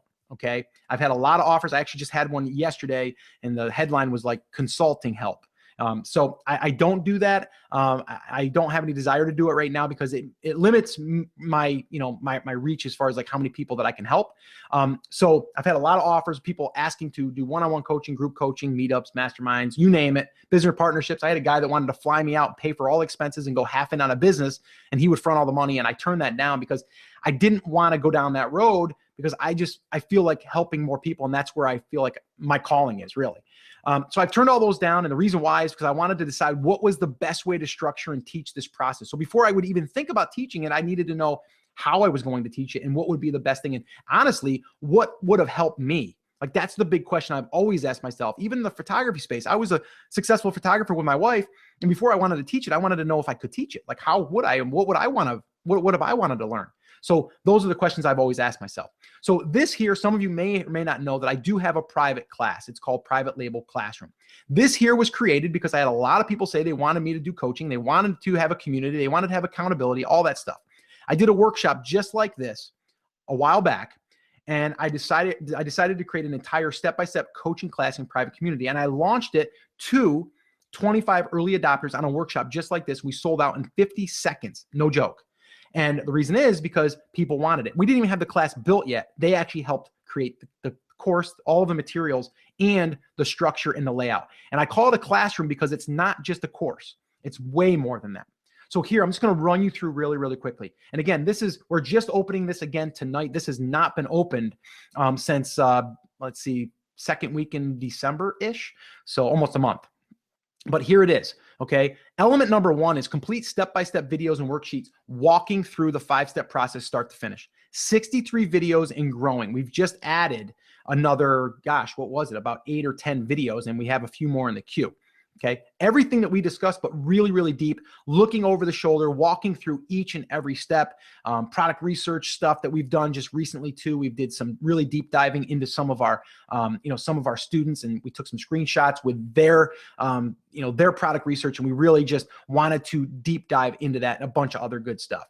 So this is what inside the class looks like. So we've had it all laid out and structured. I wanted to structure it this way because this is the way I learn best, and I like things structured step by step. Dive into module 1 and your product will be selected. Okay, module 2, your product will be sourced. Module 3, your pre-launch will be created. Module 4, your product will be launched. And module 5, your product will be promoted. You go through the steps that are laid out here, and it walks you through. There's action steps, all of that good stuff. So here's inside of one of the lessons inside one of the modules. This is module 3, building an internal launch list for your review foundation. And then from here, you get checklist. You also get another walkthrough with it being written in the written form so you can follow along, and you get a video, and you get also a download, an audio that you can listen to once you've watched the video. Maybe you want to put it on your phone and you want to listen to it in the car to kind of get that information really sunk into your head. Okay.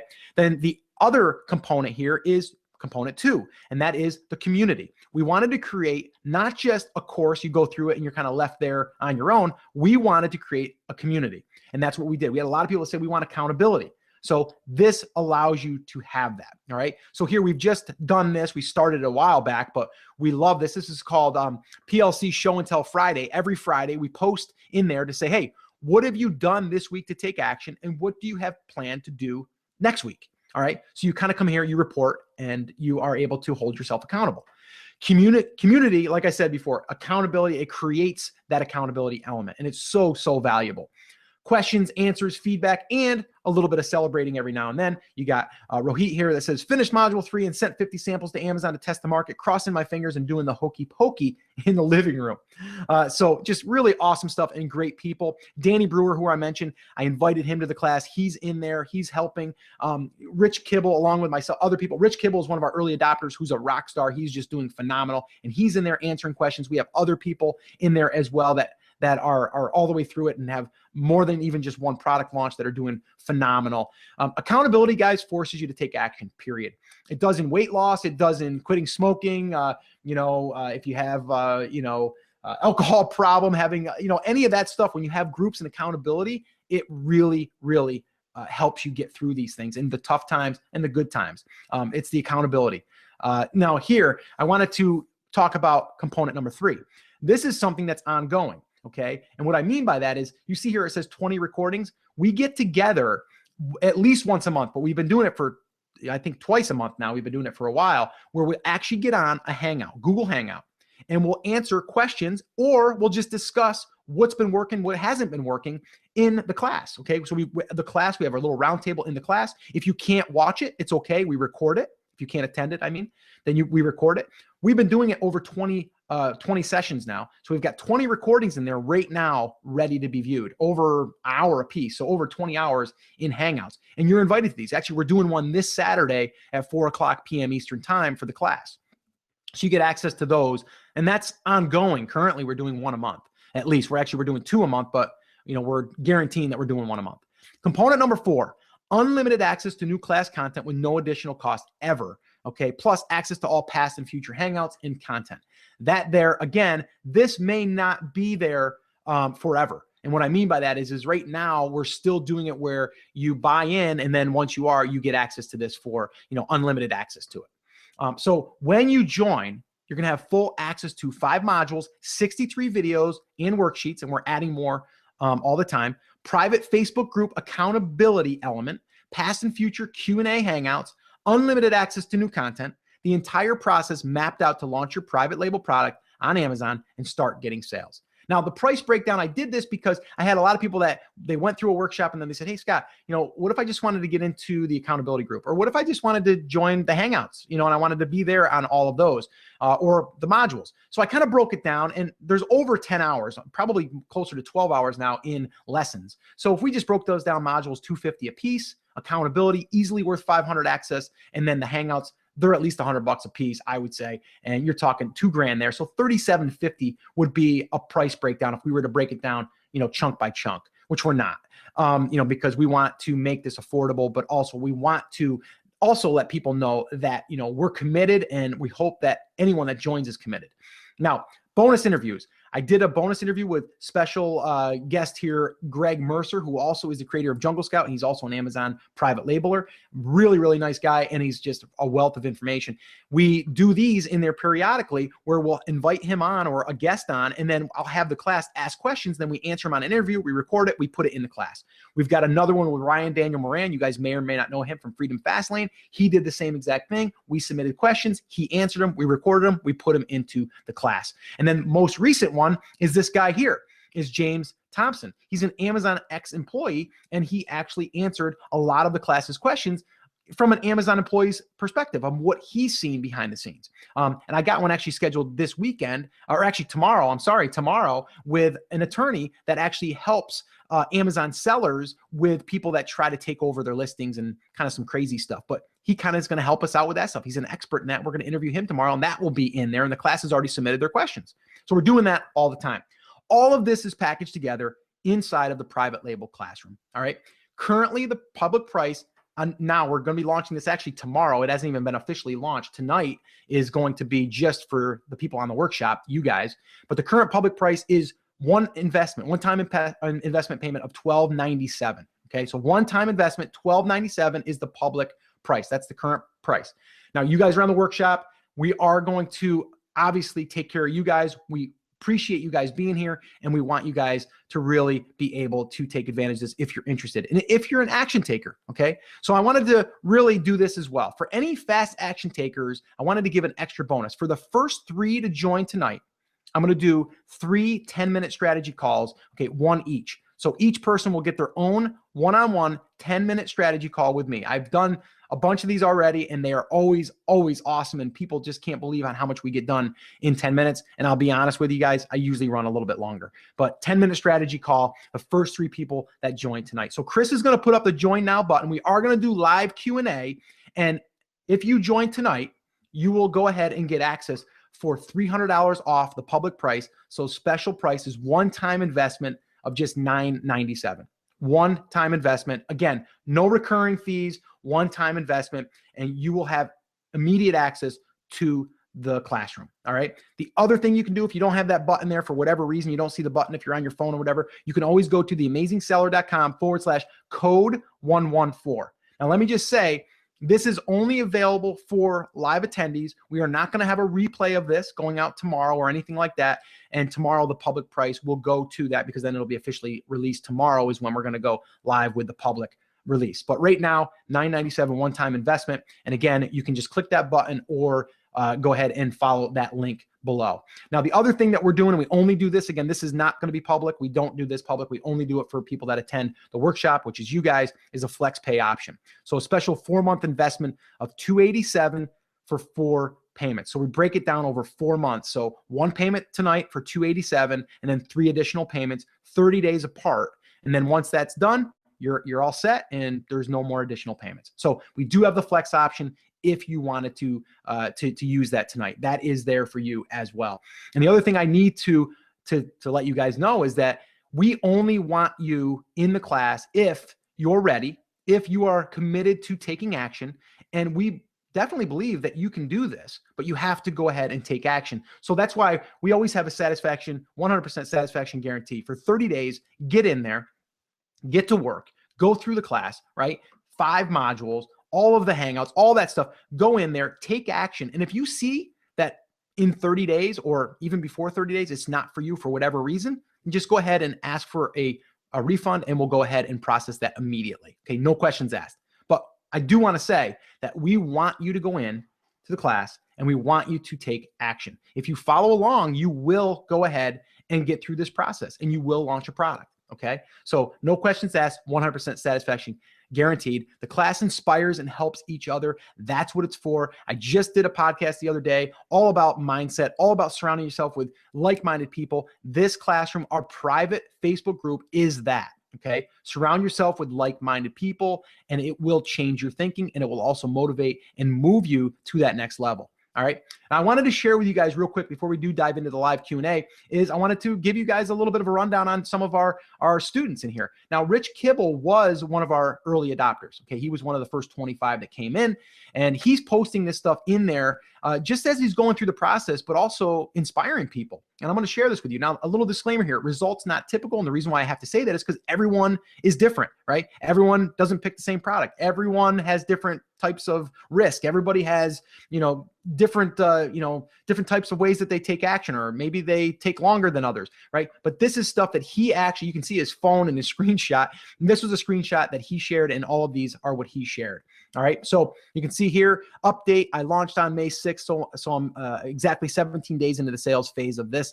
I wanted to update everyone. So he gives the updates. He gives all the numbers. And then look at, once he gives the numbers, he gets comments. People ask questions. He gives them answers. That's what I mean. As people are growing, they're also sharing. Really, really powerful. Scott Thomas, another great guy, and someone that, again, was in as the early adopter.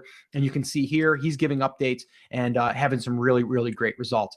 Andy Irvine, I just had him on the podcast as well.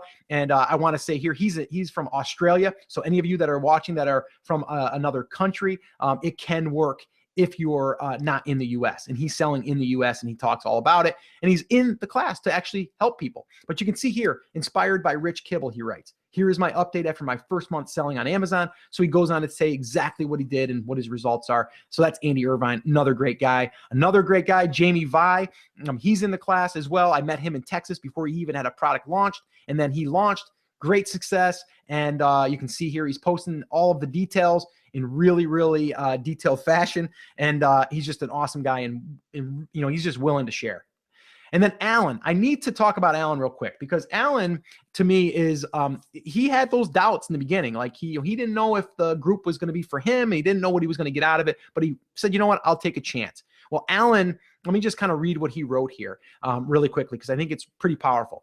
Something I wasn't expecting out of the PLC was the value you get from the Facebook group / community. It only takes a handful of people in the community to show support, to make you feel welcomed and keep your spirits going. The fact that you, Scott, are also active in this Facebook group, the Hangouts, and anything else is just amazing. On the course, when you mentioned to sign up to the Facebook group, I was totally expecting a ghost town of useless posting and inactivity that I wouldn't even want to be bothered with. The fact that you are active in this community shows that you actually care and makes me and us want to keep pushing, because we feel like you honestly support us. The last thing that I received that I didn't think I would was the accountability aspect. Posting in the group and being on the live hangout for everyone to see puts a level of accountability on your shoulders. I've never been much of using the accountability factor, but it sure does have its effect here. And that was awesome. And then Alan also posted this, and you can see, I love payday. And to make it even better, I had my second best day today, 27 sales, best day was 28. Again, he's posting this stuff in the group because he's excited and because he wants to also share that excitement with others and then help each other. And he's had some struggles. He actually had just something happen to him that he got himself through. It was a shipping thing or a packaging thing, and he shared it with the class. And then because of that, other people are sharing their experiences. So it's a great way to surround yourself with like-minded people. The other thing that we put in here just now, we actually just added this, was a bonus live product research webinar that we did. Now, we did a webinar with Greg Mercer, and we did it for people that had purchased his web app. And what we did was we wanted those people to ask questions about product research and the app, but more importantly about product research. This here was over an hour long, and it's full of great content about product research. So we wanted to include that in there as well, because I think in that phase, it's really, really valuable. The other thing is advanced Amazon pay-per-click. We get a lot of times people say, well, Scott, once I get past the launch phase, are you going to help me with the pay-per-click? And yes, we have 3 videos in here that give the full breakdown of additional strategies. And I just actually put one in here, which I didn't include it here tonight, is another video of showing how to trim the campaign so you can trim off the negative keywords in a sense and just keep the positive ones. So we're always doing that stuff. The other thing that you get access to is a private VIP review group. So I talked about some of those review groups. Well, we kind of have our own little inside group that you get access to, and you also get access to 50% off promo blasts. So really, really awesome that we're able to have access to this. Someone that I invited into the group had this VIP review group of some top reviewers, really awesome reviewers. I've used them 3 times so far, and They've just been nothing but awesome. And you can see here a student example, 50 codes were issued and 42 reviews so far. So that's a 70% review rate. And let me just say, when you get reviews from some of these other services, they're just kind of lame. They're not that well written. They don't leave pictures. They don't leave videos. Most of the ones that I received, I'd say 95% of the ones I did were so well written.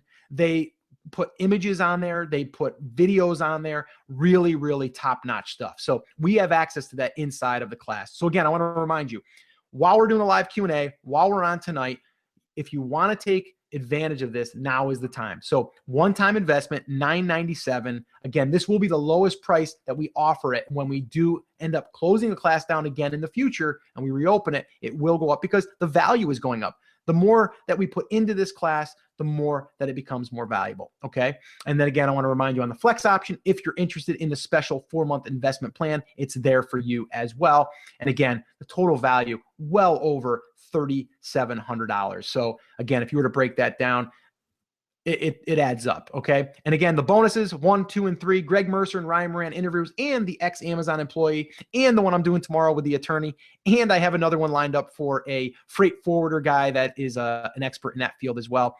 Product research webinar replay, you get access to that. The VIP review club access, 50% off. You get all of those bonuses, all right? So right now, you may be feeling overwhelmed and confused, and you want a clear path that's been traveled before without the guesswork.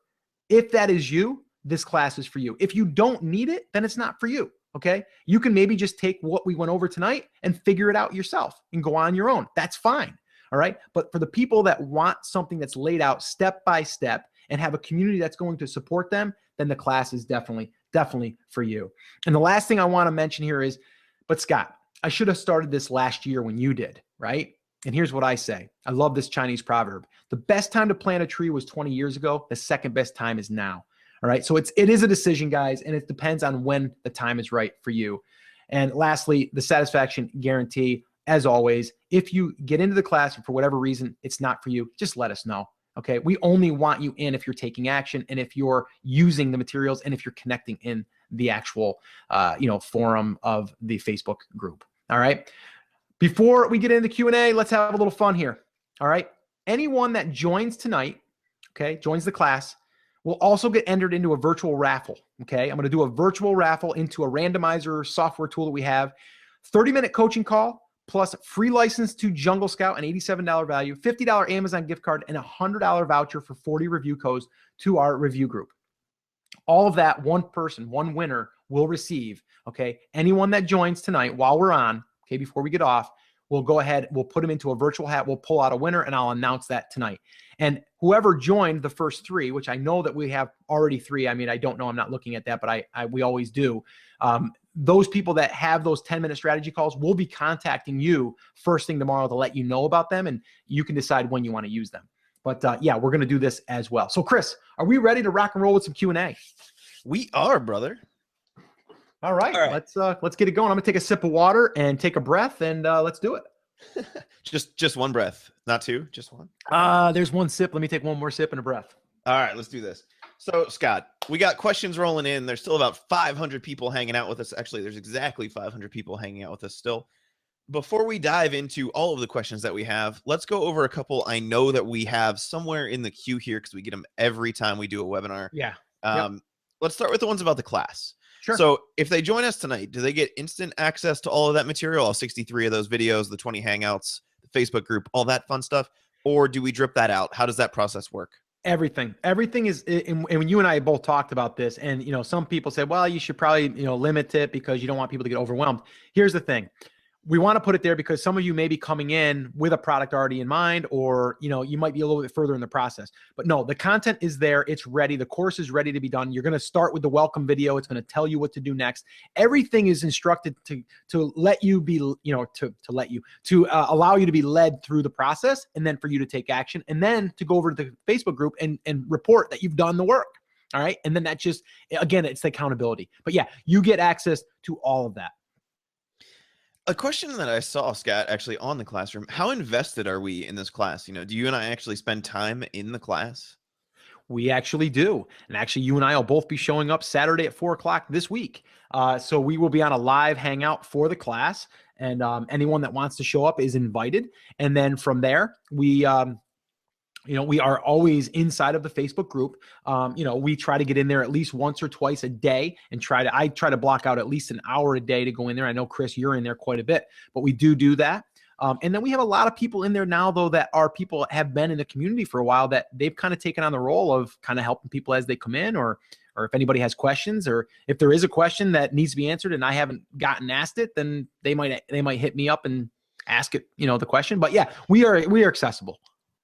I think the other thing that's important to stress is that you and I are still creating content for this course, right? I mean, every time you and I find a new tip or trick, it goes into the course as a video. Yeah. There's things. I mean, we've got planned. I don't think we can create it fast enough. But as I learn things and as I try things, then I'm going to be putting them in. I mean, one thing in particular right now, Chris, you and I both talked about like this, and for anybody that's listening that's brand new, you don't have to worry about this right now. But when you get to that stage, like Vendor Express.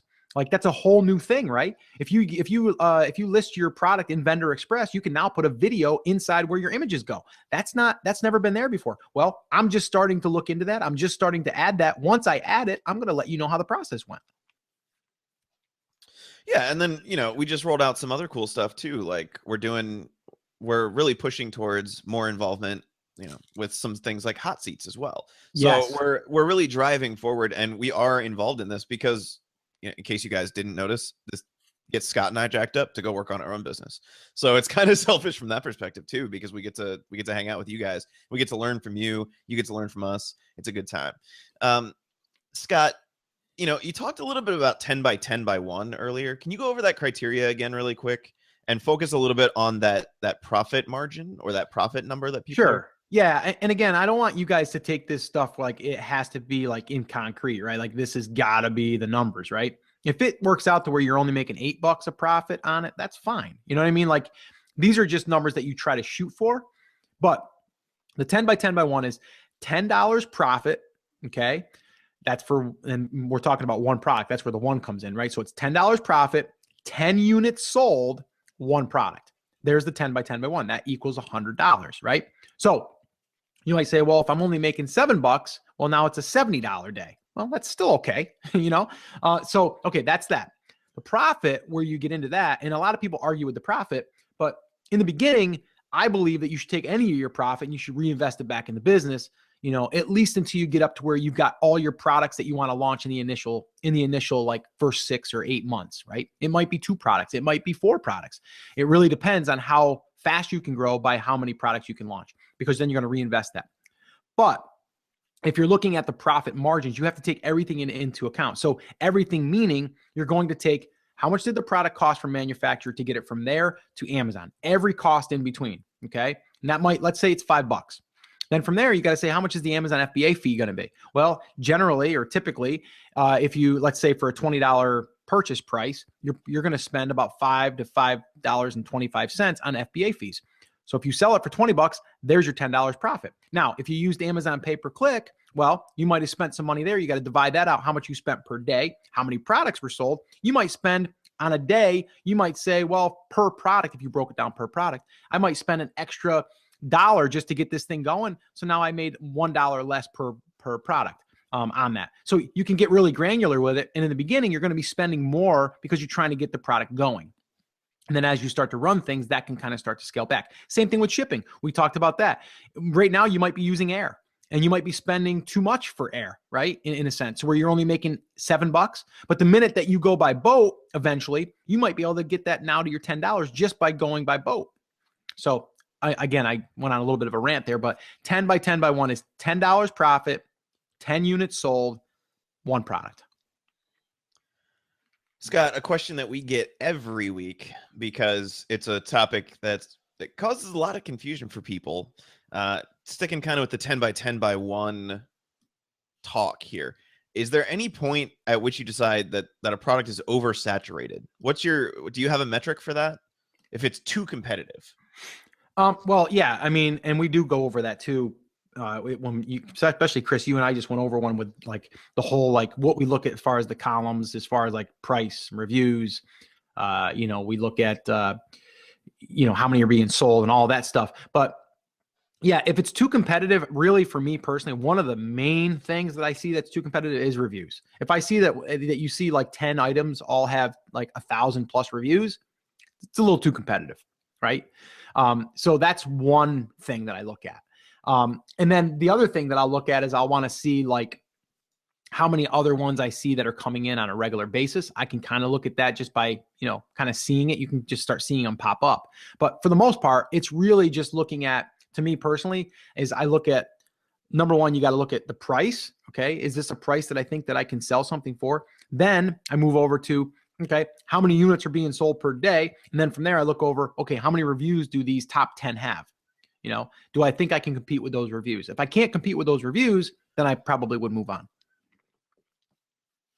Yeah, and that's generally the metric that I look at too, is that review number, because it's just going to tell you how hard it's going to be to compete in that space, right? Mm-hmm. If the sales volume is there, that's kind of the next thing that I look at, price, sales volume, and then the reviews. If it's, again, guys, and this is a guideline, right? If it's 505 on average, that's not going to stop me. If it's 600 on average, that probably won't stop me. If it's 1,500 on average, that's probably gonna stop me in my tracks, for no other reason than there's hundreds of other products out there that aren't going to be that competitive and that hard for me to get started in. So there's no reason for me to waste my time with that product. Does that make sense, Scott? Totally. What are your thoughts on including a free PDF as an email attachment once the product is purchased? Is that something that you can do? Yeah, you can totally do it. And, in Amazon, in their platform, you can actually, attach it right inside of their mail program. They have a spot for attachment, right? So think about it. Like if you're a major brand, you might attach the guide on how to get started, right? You might have a starting guide or a quick start guide, right? So yeah, that's totally fine. Now, the only thing is, and Chris, you and I have talked about it a little bit, but some people say, well, you should really have that PDF hosted on an Amazon server. Right. I don't really know if it matters. As long as you're not trying to take people away from their site to sell them your products, especially the same product. Like you might have a product that someone's going to come back and buy again. And if you were to take those people and get the first sale off Amazon and then show them that you got it listed on your site for, less money and you're going to try to get the sale there, and Amazon found that, yeah, that would be wrong. You would get in trouble for that. But if you're just sending them a PDF to give them more information or to register their product, I don't see a problem in that. Yeah, that's one of those things that comes down to like letter of the law versus spirit of the law, right? Yep. If you want to follow the letter of Amazon terms and service, you would have to host it with Amazon, because pointing anybody to any external site ever would be completely wrong and against terms of service. For me, I don't know that it's a huge deal because it passes the spirit test, right? You're not intending to drive traffic away from Amazon. They've already purchased. You're sharing a resource with them. It passes the mom test, right? Would you feel comfortable explaining what you're doing to your mom, or would she smack you for it, right? For me, that passes the mom test. Wouldn't be that big of a deal. Exactly. Scott, can you talk for just a second about the listing quality and what you look for there? Sure. Okay. Listing quality. And actually, guys, we just did, no, we didn't just do, we're going to do, that's on my list to do, is Jungle Scout, the web app. Okay. And again, I don't want to throw a bunch of tools at you, but tools do help. And I got, take it from a guy that was a construction worker for almost 10 years. Tools make the job, right? But you can get cluttered with a lot of the tools that, they're just there to look nice, right? Look at graphs and stuff, right? But in Jungle Scout, not just the Chrome extension, that it's not in there, it's in the web app. And the web app allows you to discover products, okay? And you can put in criteria. They've got a setting in there that it will rate all of these different key components to the listing. So let me explain. If you have one image in that listing, that's not really good, okay? So that's good for us, right? We say, oh, there's a flaw. Then we look at the title. Let's say it's only got 3 words in it. That's a flaw. Then we look at the bullets. There's 1 bullet. Then we look at the description. There's 4 lines, right? So if we were to look at that manually, I would right away say that listing stinks. I can do a lot better job. And if they're getting 10 or 15 sales a day with that crappy listing, I could do a lot better job. Well, you can do that manually, just like I said, or you can also see that now in the web app in Jungle Scout.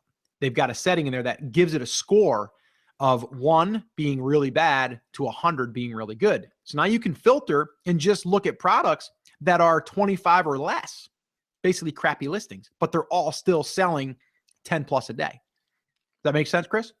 It absolutely does. Does it get you excited? It does. I might not sound excited because I'm losing my voice. I'm like sucking on a cough drop here, by the way, too, guys. I hope you guys are cool with that. I'm trying It's like 7 octaves lower than it normally is. Yeah.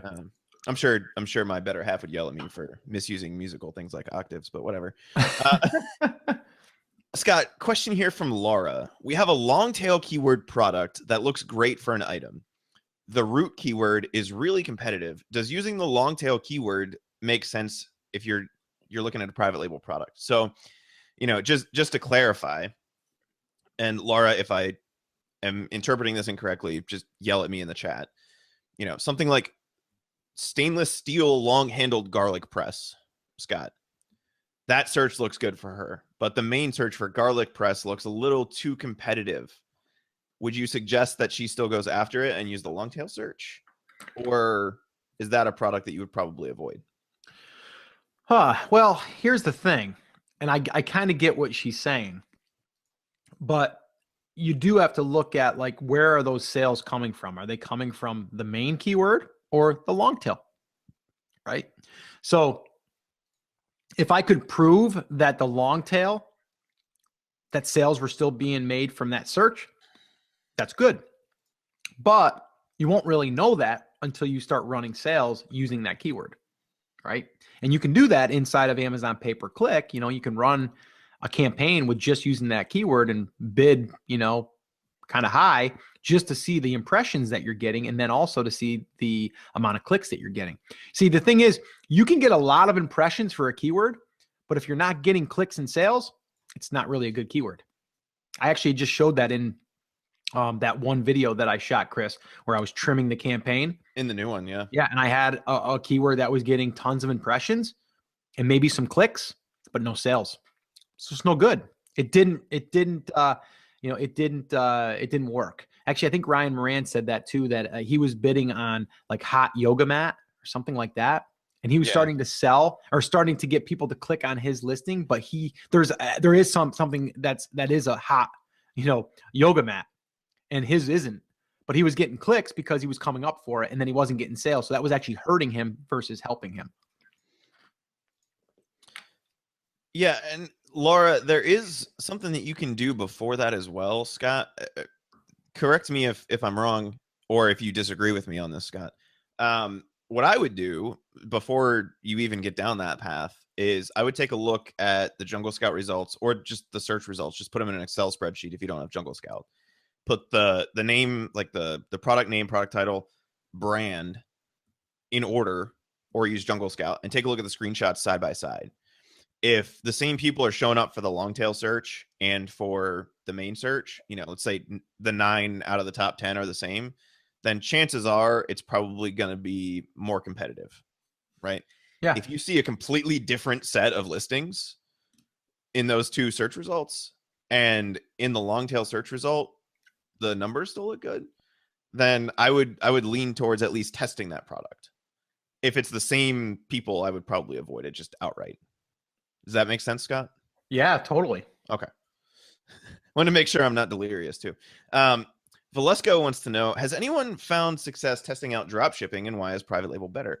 With drop shipping, Valesco, you have a much lower profit margin. There are a lot of people who do it successfully on Amazon, and essentially the AliExpress method, or the $500 challenge, is kind of drop shipping. You don't really have a branded product. You're just testing it in the market. Long term, that's not really a great strategy because you don't have anything that's your own. You don't have any brand equity, if you will. Private label is better because, one, you're not competing with anybody else. You have a truly unique product. It's branded as your own. You don't have to worry about it. And you're going to make a much higher profit private labeling than you ever will drop shipping.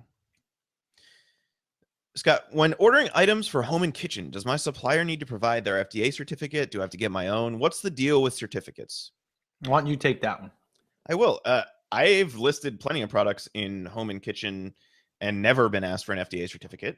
But If you are, generally your supplier would provide it, right? You don't generally have to have that. It's up to the manufacturer to have those certificates. Now, Scott, a question you and I get asked all the time: what about supplements? What about things that go in your body, on your body, like lotion? I would generally just avoid those outright, especially if you're getting them from China. If you do decide you want to source one of those products, please, please, please source it from inside the United States. Not only are they going to have the correct certificates, but you don't have to go through the import process. You don't have to deal with any of that stuff, which can be a major hassle in that space. And you're sure that you're getting what you're actually asking for when it comes to those kinds of products. Scott, do you have a Facebook page that anybody can join? Yeah, absolutely. It is. You want me to give you that URL, don't you? I do. It's been so long since I've heard you say it. I know. theamazingseller.com/F as in Frank, B as in boy. That's a little personal joke too from anyone that's a podcast listener, because that's how I always talk about the Facebook page. So that is, it's actually a group. It's a closed group. You have to just basically request to join. I've got a couple of admins that will see that come through. And once you're approved, you'll have access to the class and the actual community. I think right now I'm looking at that page where there's 21,772 members in there of people all wanting to learn about this. Now, with that being that large, don't think that everyone in there is, because then people will say like, oh, there's all those people are doing it. No, there's a lot of people that want to do it, but not everyone's going to do it. You guys know that, right? You know, the old saying, you can lead a horse to water, but you can't make them drink. And unfortunately, that is the way that it is. It's the way it is in life. So yeah, anyway, great group. Go over there and check it out. Scott, how hard and fast is the $20 product rule? You know, you talked about $19 to $45.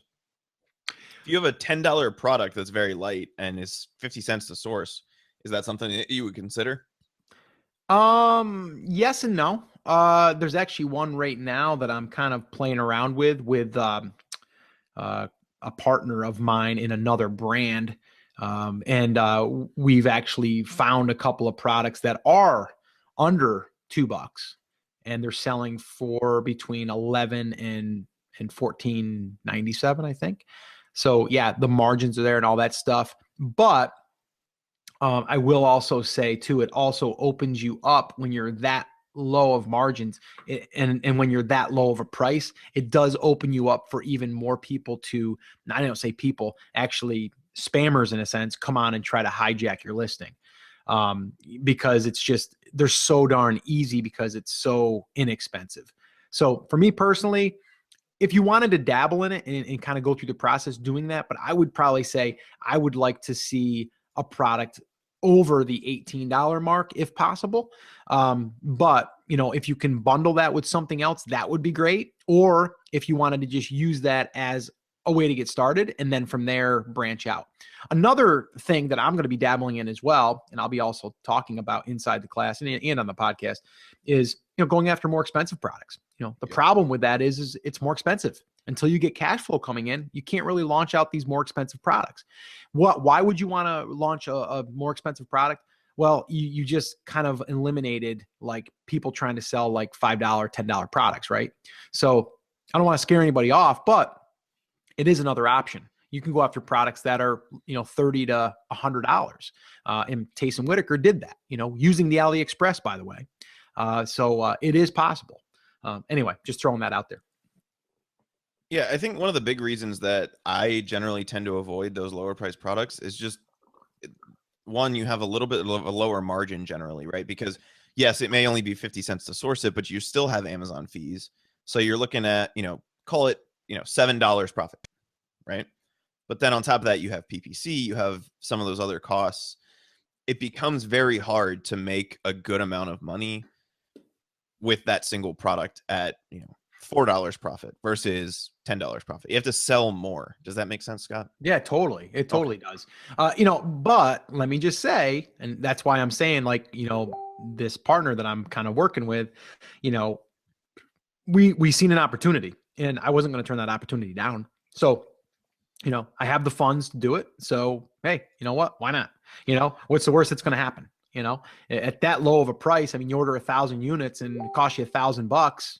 worst case, you can just liquidate it and sell it at cost.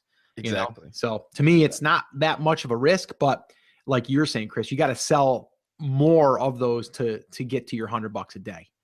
Right. Well, it's kind of like the Danny Brewer rule. I'll sell 1,000 individual products for $1 if that's what it takes. But, personally, I would rather have fewer products to manage. And that's kind of why I do that. And I also have started looking at some higher price things just because if I sell 3 or 4 of them a day, I can make a decent chunk of change and I don't have to worry about it. Yep. But like you said, the $19 to $45 really is the sweet spot if you're just starting out, because it's not going to cost you too much to source and you make a good profit along the way.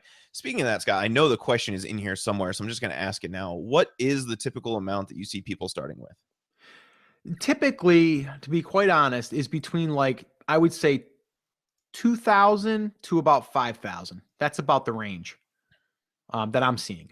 Like I said, I just did actually one of our students had won that 30-minute coaching call that we're going to raffle off here really soon. And I did that with him actually this morning. It was, this morning. And he said to me, he's like, I got about a budget of about $5,000, so, he's good. He's got a good little cushion there. But if you only have 1,000, that doesn't mean you can't make it work. I interviewed this woman the other day on the podcast, and she started with, I think she saved up about $800 or $900, bought her first product, and now she's buying about 6,000 units. She did about, I don't even know what she did on the holidays. She did over 150 units a day through the fourth quarter. And she was just trying to do the 10 by 10 by 1. And that's the other thing I want people to understand. Even though you start with a 10 by 10 by 1, that might morph into a 20 by 10 by 1. You know what I mean? Like it could happen. You just don't know, but you got to start. And I talk about that too. I talked about that on the podcast recently. Is like, people say like, oh, do you think you got lucky with your first product? I'm like, no, because I put the product up, right? If I didn't put the product up, how can you get lucky, right? You got to first do the work. Right. And then you can say, well, the second product you launched, that wasn't as successful. So do you think you failed? No, I just put another product on. It didn't do that well. It was a learning experience. It's a learning experience. I learned from that. I learned about depth of market, and then I go to my, the third product with 4 variations, that one's kind of like middle of the road. It's like not a home run, but it's a solid double, maybe even a triple. And then you got this most recent one that I launched that could be considered maybe a home run. So you just don't know. But, the luck thing, I'm not a big fan of that. I think, it's the opportunity that you're awarded by doing the work and putting stuff out there and then eventually having it take. I got a good kick out of that podcast the other day. Because it reminded me of the Thomas Jefferson quote that I like to share when people say that. Because you and I hear that all the time. Oh, you guys got lucky. It's like, okay. Yeah. Like, I'm a big believer in luck. I find the harder I work, the more I have of it. Right. Mm-hmm. Like, it's not luck. When you take what you learned tonight specifically and apply it, you're gonna have quote unquote luck, right? Mm-hmm. Because it's there, and you've learned from us, we've learned from each other, and we're telling you what works at this point. Brian wants to know, how do you know if a product has a patent on it? Brian, a lot of times sellers are going to tell you in the listing itself if it's patented. But if you have any questions about it, you can run it through uspto.gov. And if it's very obvious that there's a patent, you will know. If it's not and you still have questions, you want to talk to a patent attorney. Yep. Terry wants to know, what's a reasonable ROI for your first product, Scott? Well, I mean, again, we got to talk about when do you determine that? You know what I mean? It's like how long do you go before you can really gauge that? But I mean, I would say, of course you always want to try to go after that 50%, but you might not get there. You might get it 30. But I can say this, if you're going to go wholesale or you're going to go drop ship, you're going to probably be more like 5. You know what I mean? So, yeah, I mean, that's a hard question to answer, but I think that I always try to shoot doesn't mean I'll hit it, but I try to shoot for 50% margin. Right. Scott, do they need like a business license and a business email and all that stuff to get started, or can they start with a Gmail address? No, I would suggest creating your own Gmail account just for your suppliers. And here's why. you're going to go on to Alibaba, AliExpress, you're going to start communicating with them, and then you're going to start getting flooded with a bunch of emails, and you don't want that to clog up your normal email, and it just keeps it separate. And you don't have to go and sound all businessy. You can put in there, I love cats at gmail.com. It doesn't matter. Some people get all hung up on the details on that. It doesn't matter. The suppliers that are emailing me back and forth, they'll have, I love, Kitty 104 or something, it doesn't matter. That's the other thing, and it's a question you and I see all the time. Do they do all their communication through Alibaba, or is it like weird if they ask you to use a personal email? Do you see that? Have they ever asked you to jump off onto email or onto Skype? No, but I mean, I've had a couple that want to just communicate Skype because I think that's where they are. And I don't mean even voice Skype. I mean more like just typing. I've literally had that. I think it was last night. I had an order come in, and they wanted to know if it came, and if it did, they wanted me to confirm so that I would release the payment. And then it just popped through Skype, and it was like, hey, it's so and so. Just checking. I'm like, yep, boom, message back. So it's an easy way to communicate. But yeah, it doesn't matter.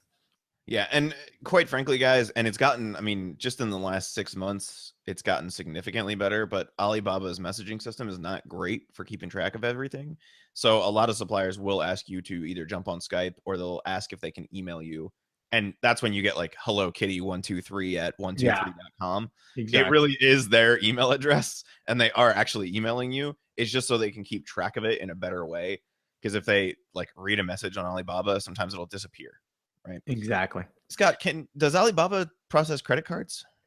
Well, Chris, you just informed me today that and I seen that myself, but you actually made it real. That they just integrated, credit card payments inside of Alibaba, when before you had to use escrow, which is a third party. And I have used escrow, and I like it because, you do get to use your credit card and all that stuff. But now they are using it inside. Now, Chris, I don't know 100% if every supplier that you can use it with, I don't know if they have to accept it. But it is an option to do it right inside of Alibaba now. And I don't think they have to accept it. It was kind of like PayPal and some of the other, like, they don't have to take it, but if your supplier offers it, it's worth taking a look at. Mm-hmm. It does add, I think, 2.6%. Basically, Alibaba charges you the processing fee. I'm fine with that, though. And I've said that before publicly. It's like an insurance policy. Yeah. And then if you have like, I'm a Barclays MasterCard holder, right? Yeah. And I get sweet travel rewards for using my credit card. Absolutely. Which I would be using through an escrow service or something else anyway. So I might as well just put it right in Alibaba, and then you get the protection through Alibaba. Yeah, absolutely. Hey, before we jump any further here, we're just over 11 o'clock right now. We're going to stay on for, probably another 10, maybe 15 minutes tops. We always kind of go a little bit longer. But I did want to remind everyone while we're on, we've got a bunch of new students, which, guys, congratulations and welcome. And all of your login stuff was already emailed to you, and Chris will be processing all of the Facebook private Facebook group requests. So you guys, when you get access to that, go ahead and then send that request through, and we'll go ahead and get you approved. So I just want to remind you guys that while we're on here, it's $300 off when you do join the class. It's the special one-time investment of $997. Okay. Now I want you to think about that too for a second. I usually say this because I think it makes sense. It's kind of how I always try to make it, make sense in my own head. But like, you're talking of an investment that once you start selling, then you got to look at it like, okay, if I did hit $100 per day, that'd be like 10 days, right? And then you've got all the information, it's education, not to mention it's tax write-off because it's business expense, right?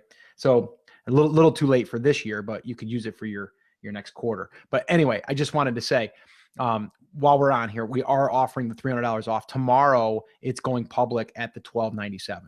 And then the flex pay option, that's available too. And again, I know we get this question a lot, so I'm just going to say it.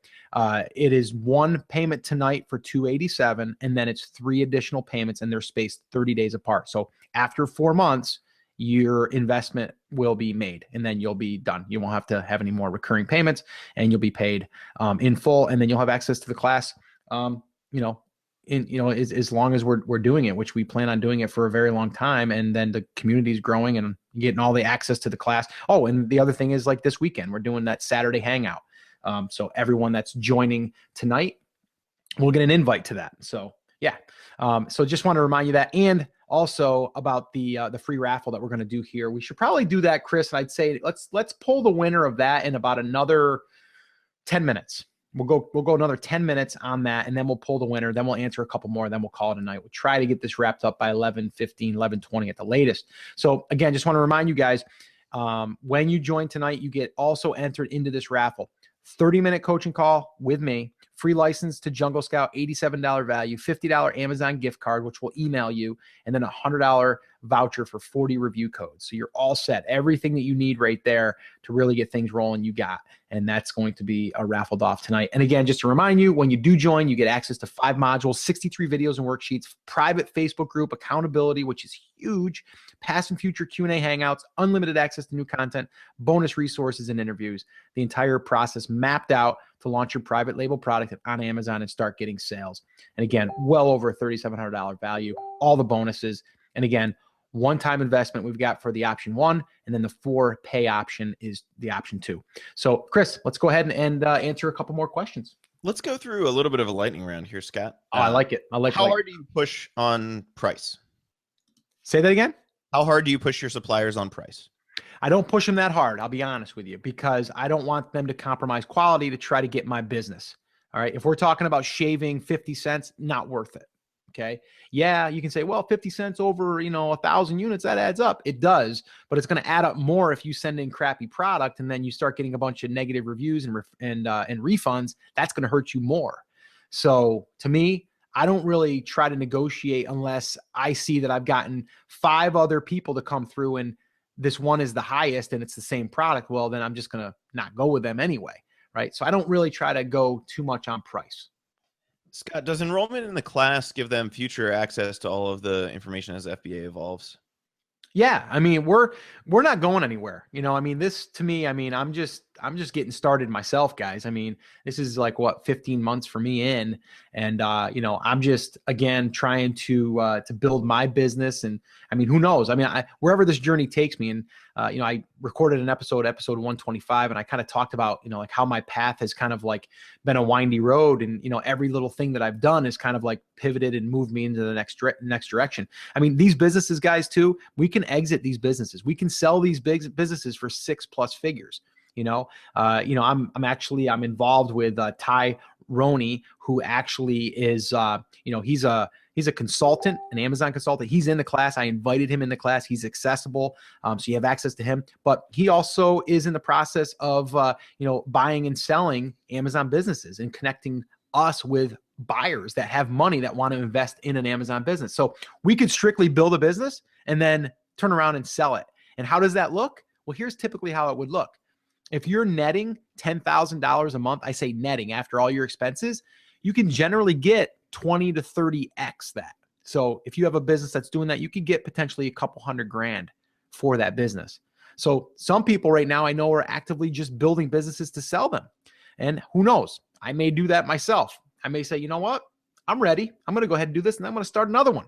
And I'm going to see how that goes. So I don't know where it's going to lead me, but to answer your question, you can see how distracted I get when I start talking about, this business, because I don't see it going anywhere. I just see more opportunities coming because Amazon is getting bigger and better and stronger and more powerful. So I want to be a part of that.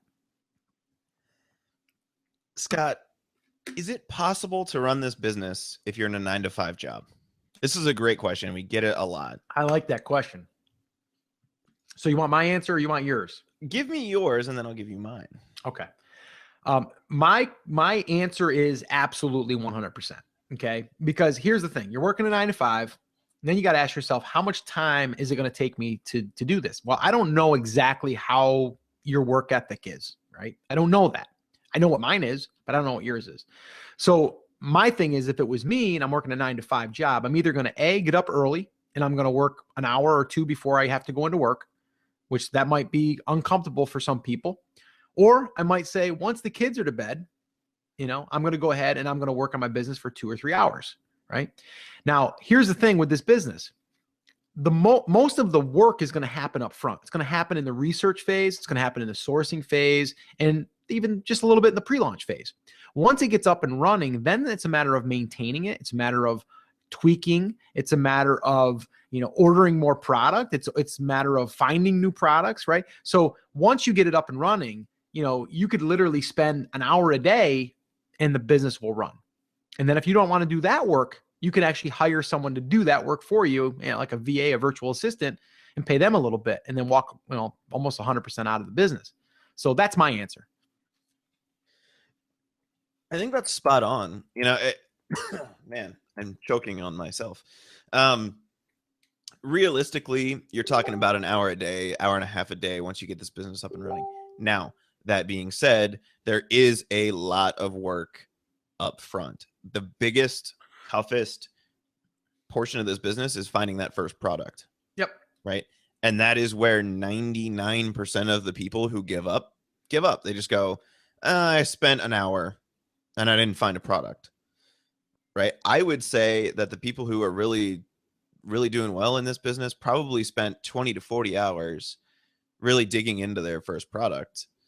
And, it doesn't have to be that long. You might get lucky and get it right away, but it can take that long. Sure. And even some of the people in the classroom said, oh, it took me 3 months longer than I thought it was going to, but I found a product that makes me happy. It meets all of the stuff that you guys talk about. It just depends on how much time you have to put into it up front. But if you can dedicate an hour or two to this a day, you can find a product in a couple weeks and you can be up and running on Amazon, before the summer. Yep. Even just with an hour or two a day, which, let's be honest, even working an 8 to 5 job with a couple kids, there's probably an hour a day, not necessarily an hour straight, but an hour somewhere in that day that you can look at products. Do you come home and do you watch a little bit of TV before you go to bed? That's 15, 20 minutes. Do you read the paper in the morning when you drink your coffee? That's another 15, 20 minutes. Yep. Right. What are you doing on your lunch break at work? Take your laptop with you. Right. I mean, it doesn't have to be this ridiculous thing. It's just small time here and there. What I think the concept is called zero time, Scott. Basically time that you think is dead time. And you take advantage of that really well. You sit in the car when you're waiting for your son, you do Periscope sessions. Yep. Right. It's the same kind of thing. You just got to find the time if it's something that you're interested in. And chances are, if you look hard enough, you'll find the 15, 20 minutes here and there that you need to really get started in this business. Yep. Hey, I'm gonna bounce a couple here right now, quick. Megan asks, does a bundle have its own UPC? And the answer is yes. So every different SKU that you're gonna send into Amazon is going to have its own UPC code that's going to identify that product. That product may be 3 products bundled into one. Okay, so that's just a quick answer there. The other question Megan had was, one competitor for potential product has 36 different colors. Can I even compete, or should I just forget it?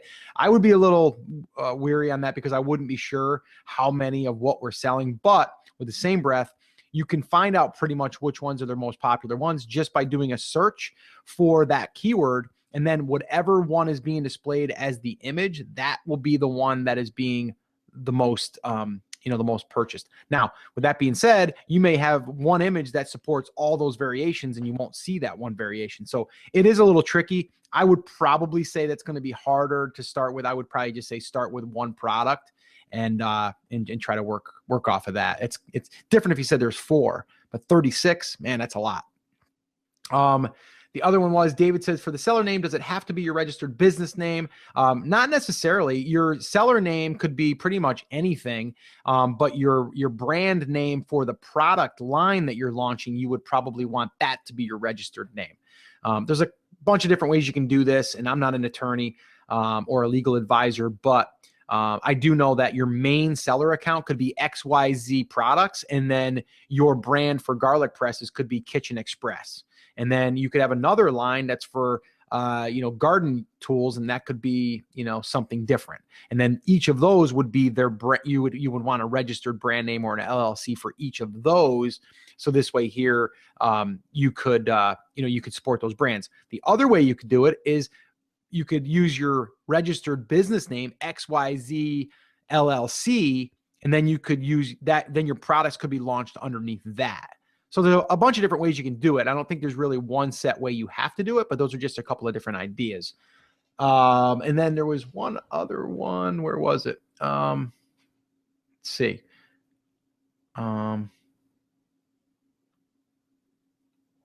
Okay, I guess that was the last one that I seen. That was a quick one. All right, Scott, let's talk for just a second about shipping. Sure. What kind of shipping do you suggest, and whose account should you use? Okay, great. Okay, shipping, again, if we're talking air, I like DHL Express. I don't even do anything other than DHL Express because I get it in 3 days, and that's even on an order of 2,000 units. All right, and then as far as who do you use, I recommend using their shipping. Okay, meaning their DHL account, because they're sending a lot more volume through that account, so you're going to get a better deal, and then they're going to also handle the start of that, and then you're just going to basically receive it, sign for it, and you're good to go. You will have to pay your own customs. They won't take care of the customs, but what DHL will do is they'll handle everything up to a certain point. If the customs fee is $100 or less, they'll bring it right to your door. They'll bill you. If it's over $100, they're going to basically hold it, call you, say you got to pay it. You can go online and pay it, and then once you pay it, they'll release it, and it'll be to your house the next day. Yeah, I think that answered all of the shipping questions that we had. We had 3 or 4 variations of that. One other quick question here I just seen. Harlem. Once the product is launched, what is the best way to get reviews? Feedback Genius, insert cards, question marks. Okay, the best way to get reviews after you've launched is to set up some type of automated email that is written by you, but is automated, so every person is getting these over time. So you can use Feedback Genius. I've used them in the beginning. I use SalesBacker now. If you guys want more about the tools and stuff that I use, you can go to theamazingseller.com/resources, and you'll find those there. But that's my advice there. And yeah, insert cards, you got to be careful with insert cards, because you don't want to just say, leave me a 5-star review, but you can basically, give a coupon code or whatever for an upcoming item, and that can help with the insert card. And then you can also use an insert card if you wanted to direct them to a website that had information to help use that product, or videos that help them with the product, or recipes, or registering the product, that type of stuff. Yeah, and the same thing goes with packaging. Most suppliers will be able to provide you with packaging as long as you give them the design, and some of them even have their own designers on staff. Generally, I would say work with a designer that you trust. Yeah. Don't necessarily rely on their designers, but your supplier will have the connections 99 times out of 100 to get you the insert cards and any packaging that you want. And Scott, that's something that I do. I don't know if you do this when you ask for samples, but I ask for samples of product packaging as well, just to get a couple different ideas. And a lot of times they'll just throw it in the box. Yeah. And that way you get kind of an idea up front of some of the different ways that you can package the product and start to think about that. Yep. All right, let's go ahead and let's pull the winner here, because we are ramping. We're getting ready to shut down here pretty soon. It's getting late. It's almost 11. Well, it's 11:20. By the time we get done, it'll be 11:30. Let's go ahead and go ahead and pick that winner. I'm going to do that while you answer one more quick question. I'll go ahead and round up all of the new students. We'll put them into the virtual hat. I'm going to use random.org, and we can go ahead and do that. Sounds good. Let's see. I just lost a quick one here. Is it a red flag if a product is shipped or sold by Amazon? Honestly, that does not bother me in the slightest. Now, if everyone on the page that is selling anything is shipped from and sold by Amazon, then maybe you take a little bit of pause, but chances are it's 1 or 2 listings. So I don't even pay any attention to who that is. Sean, what's on an insert card? That's up to you. Generally, it's going to be some sort of call to action, either to register the product in order to get a warranty, a free ebook, something like that. What you're really using that for is to start to build an email list, right?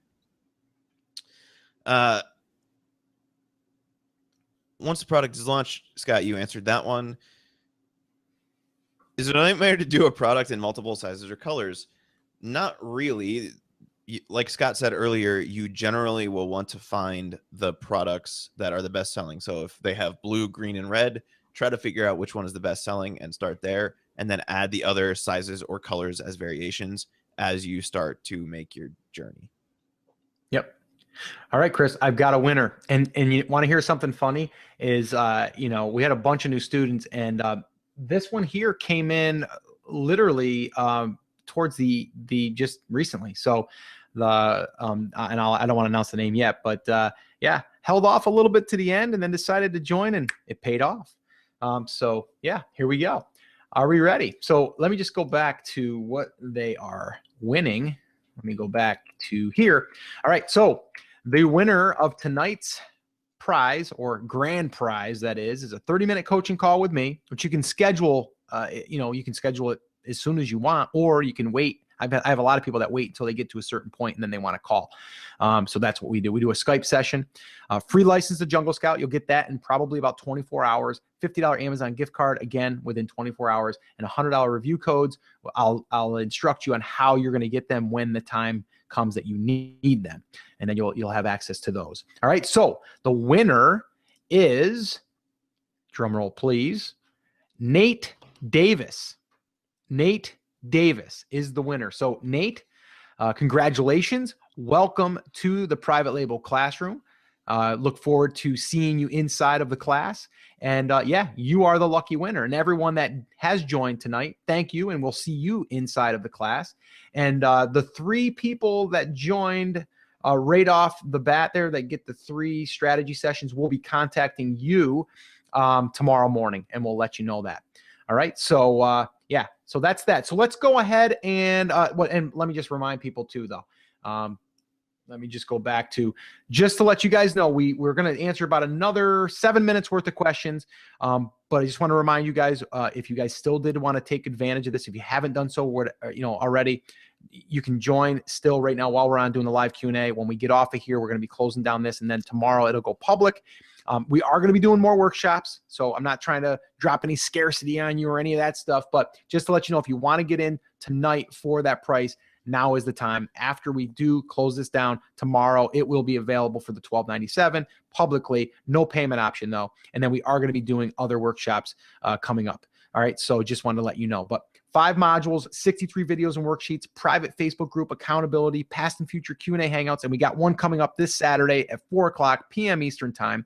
Unlimited access to new content, bonus resources and interviews, which I'm doing an interview tomorrow with an attorney that's going to answer a lot of the questions inside the class, and you get access to that as well. So all of that is included. And again, you have option 1, $997, one-time payment, and then the second option is 4 payments of $287, and then you're all done. All right, so those are the investment options for the class. All right, so Chris, let's answer a couple more questions. We've got about 6 minutes, and then let's go ahead and say goodnight and call it a wrap. Hey, Scott, in the class, do we help guide people through like importing and other issues related to bringing products into the States? Well, yes and no. I mean, not so much to where, we're going to be able to say like, we're going to actually do it for you, but we can definitely guide you with people that are in the class that are in that point. Like if we're talking about, if you're international, well, Andy Irvine, he's in Australia and he's already imported into the US by him living in Australia. So we have people that are in there that you can reach out to, but we don't personally do that. Again, being 100% open and honest here.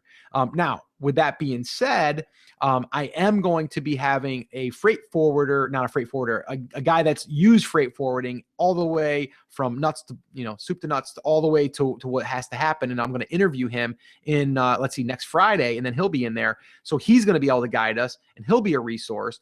And then I also know that Bill Shrutwa, which I didn't even put him in, I got to put him into our little slides that we show people. Chris, we got to show people that are in the class, because he's one of our early adopters, and he's very successful, and he's just an awesome guy that gives some really, really good feedback and stuff. And he's got a connection that he just used that did all of the freight forwarding for him. He's going to actually reach out to her to make sure it's okay to share her information. And if it is, we're going to have that contact too. So yeah, we're going to be able to help, but it's not like, okay, we're going to take care of it for you. I mean, again, all this stuff you got to do, but we can help along with just getting the resources lined up if that's what it needs. And between you and I and the other people that are in the class, chances are you're not going to run into anything that someone hasn't already dealt with. And the thing that's really cool about, especially the Facebook group inside the class, is that when you post that, you get responses from anybody that's ever had that problem with what their solution was. So you get to test a couple different things if the first thing doesn't work for you. Well, here's the thing too, guys. I should actually make even a video inside the class to let you guys know this, but it's like when you go to the Facebook group now that we've had the class for, over what, 6 months now, Chris? Yeah. So there's a lot of information in there that kind of gets buried in a sense. That's why a forum would be even nicer, but people don't like forums. But you can search in the search field and just search in there what you're looking for. If you're searching for something on freight forwarding, type that in there and you're going to get everything that's been discussed about freight forwarding. So there is ways to search that Facebook group. For Chinese New Year, do you order 2 times of your expected supply just to kind of make it through, or are you not that worried about that this year?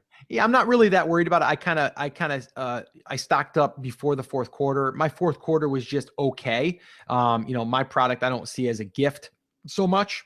But I've got enough that's going to carry me through. I've actually ordered, I did order an extra load of my most recent item because I wanted to get that in before the holiday. But my other products, I'm good until they get back, and then from the time they get back, I still should be able to get it within 4 weeks from the time they get back. So I'll be okay.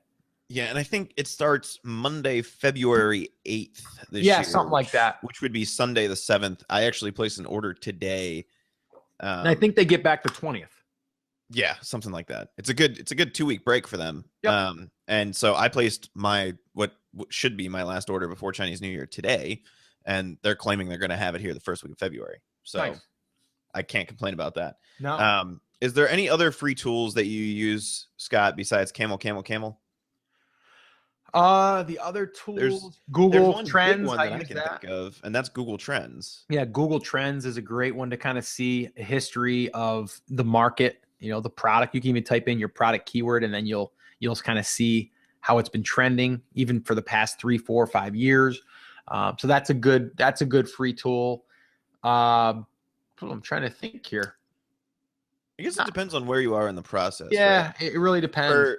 For sourcing, if you don't have Jungle Scout, you can use the Jungle Scout rank tracker, which is a free tool. You can just plug in the BSR, and it will kick back the sales figure for you. It's not quite as useful as Jungle Scout because you can't see everything in one spot, but it is there if you want to know just kind of how many units something is selling.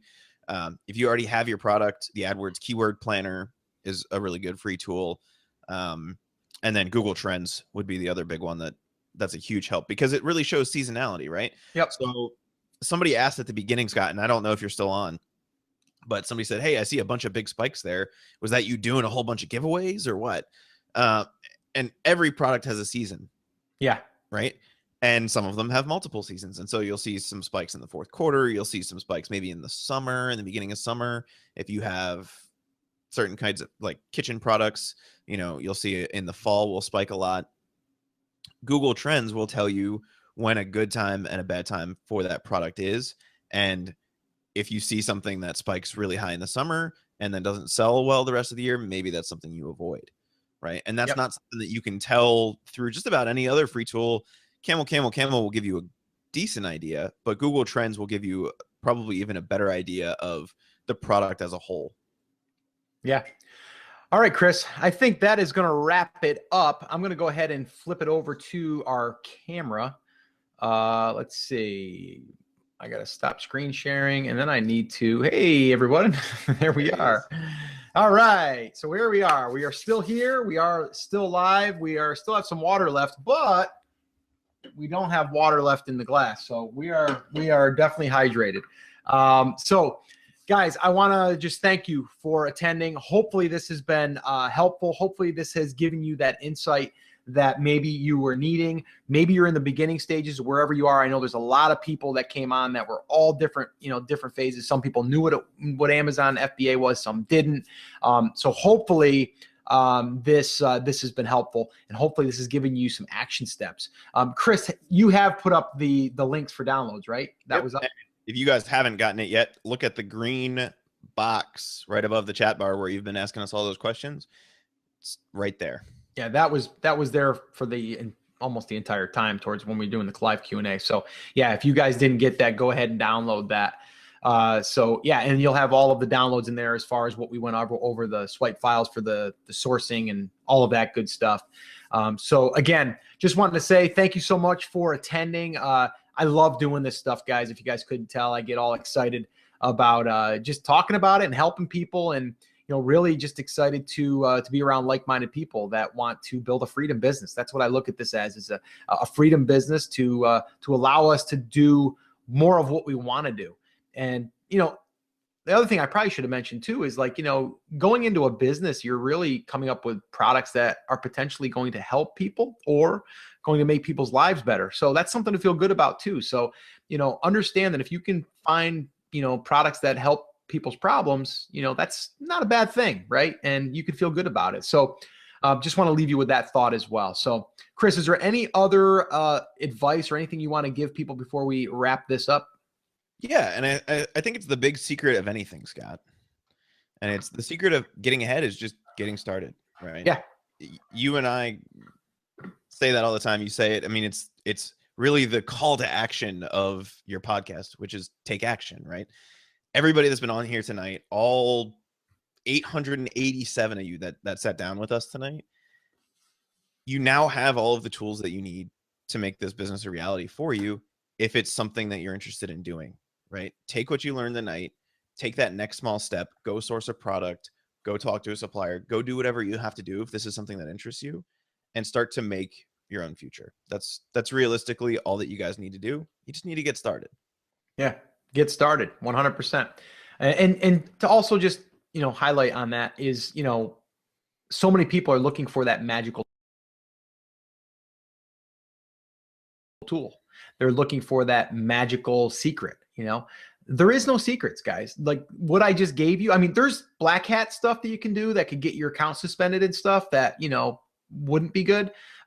I won't be talking about that, but it's not really, to me, even a shortcut. That's a way to get you banned, So for me personally, there's no secrets, right? Everything I just covered, yeah, there's different strategies and different times that you could do this or that. And that's all fine. But in the end, it's following the process and it's taking action and going through those little mini sprints. So to me personally, it's like 60 days, 90 days. That's like good timelines. Whether you're dieting and you're exercising, why do you think all the Beachbody products are 60 days or 90 days, right? Because it's proven that you can kind of get through those chunks and you can make transformations. And this could be a business transformation. So you really just got to ask yourself, can I do this if I put the time in? I believe you can, but you have to be the one that takes action, and you're the one that has to lay out the plan to follow. Now, if you're in the class, we've kind of already laid that out for you. So all you have to do is connect the dots and paint by numbers type of thing. But if you're not, you still can do it, right? The information's there. I have a podcast, which you can go through the podcast episodes and pull out what you need to know and try to implement it, but of course it's easier when you have people there that have been through it that can actually walk you through those phases and lay it all out. All right. But just wanted to leave you guys with that. Again, I want to thank you guys from all over the world, by the way. We have people from all different countries and everything, which is always an awesome thing, because we're able to sit here in our homes and connect and be able to hang out for an evening. So it's been really, really awesome, and I appreciate it. So thank you, and I appreciate it. Anyone that's joined the class that's on here still, you're getting your login credentials. You should have already gotten them. And then just make sure that if you have any questions tomorrow, let us know. And like I said, Chris will definitely make sure that you get into the group. Go in there, make yourself welcome, make yourself at home. And yeah, we'll see you in class. All right, so that's going to wrap it up. Chris, I want to thank you again, buddy, for spending another evening with me. And I appreciate it. And I thank you for everything that you do. It's a pleasure as always, Scott. All right, guys, that's it. That's going to wrap it up. Have an awesome night or day, whatever time it is where you are. And I look forward to seeing you guys soon, and new podcast episode coming out tomorrow too. So check that out. All right, take care.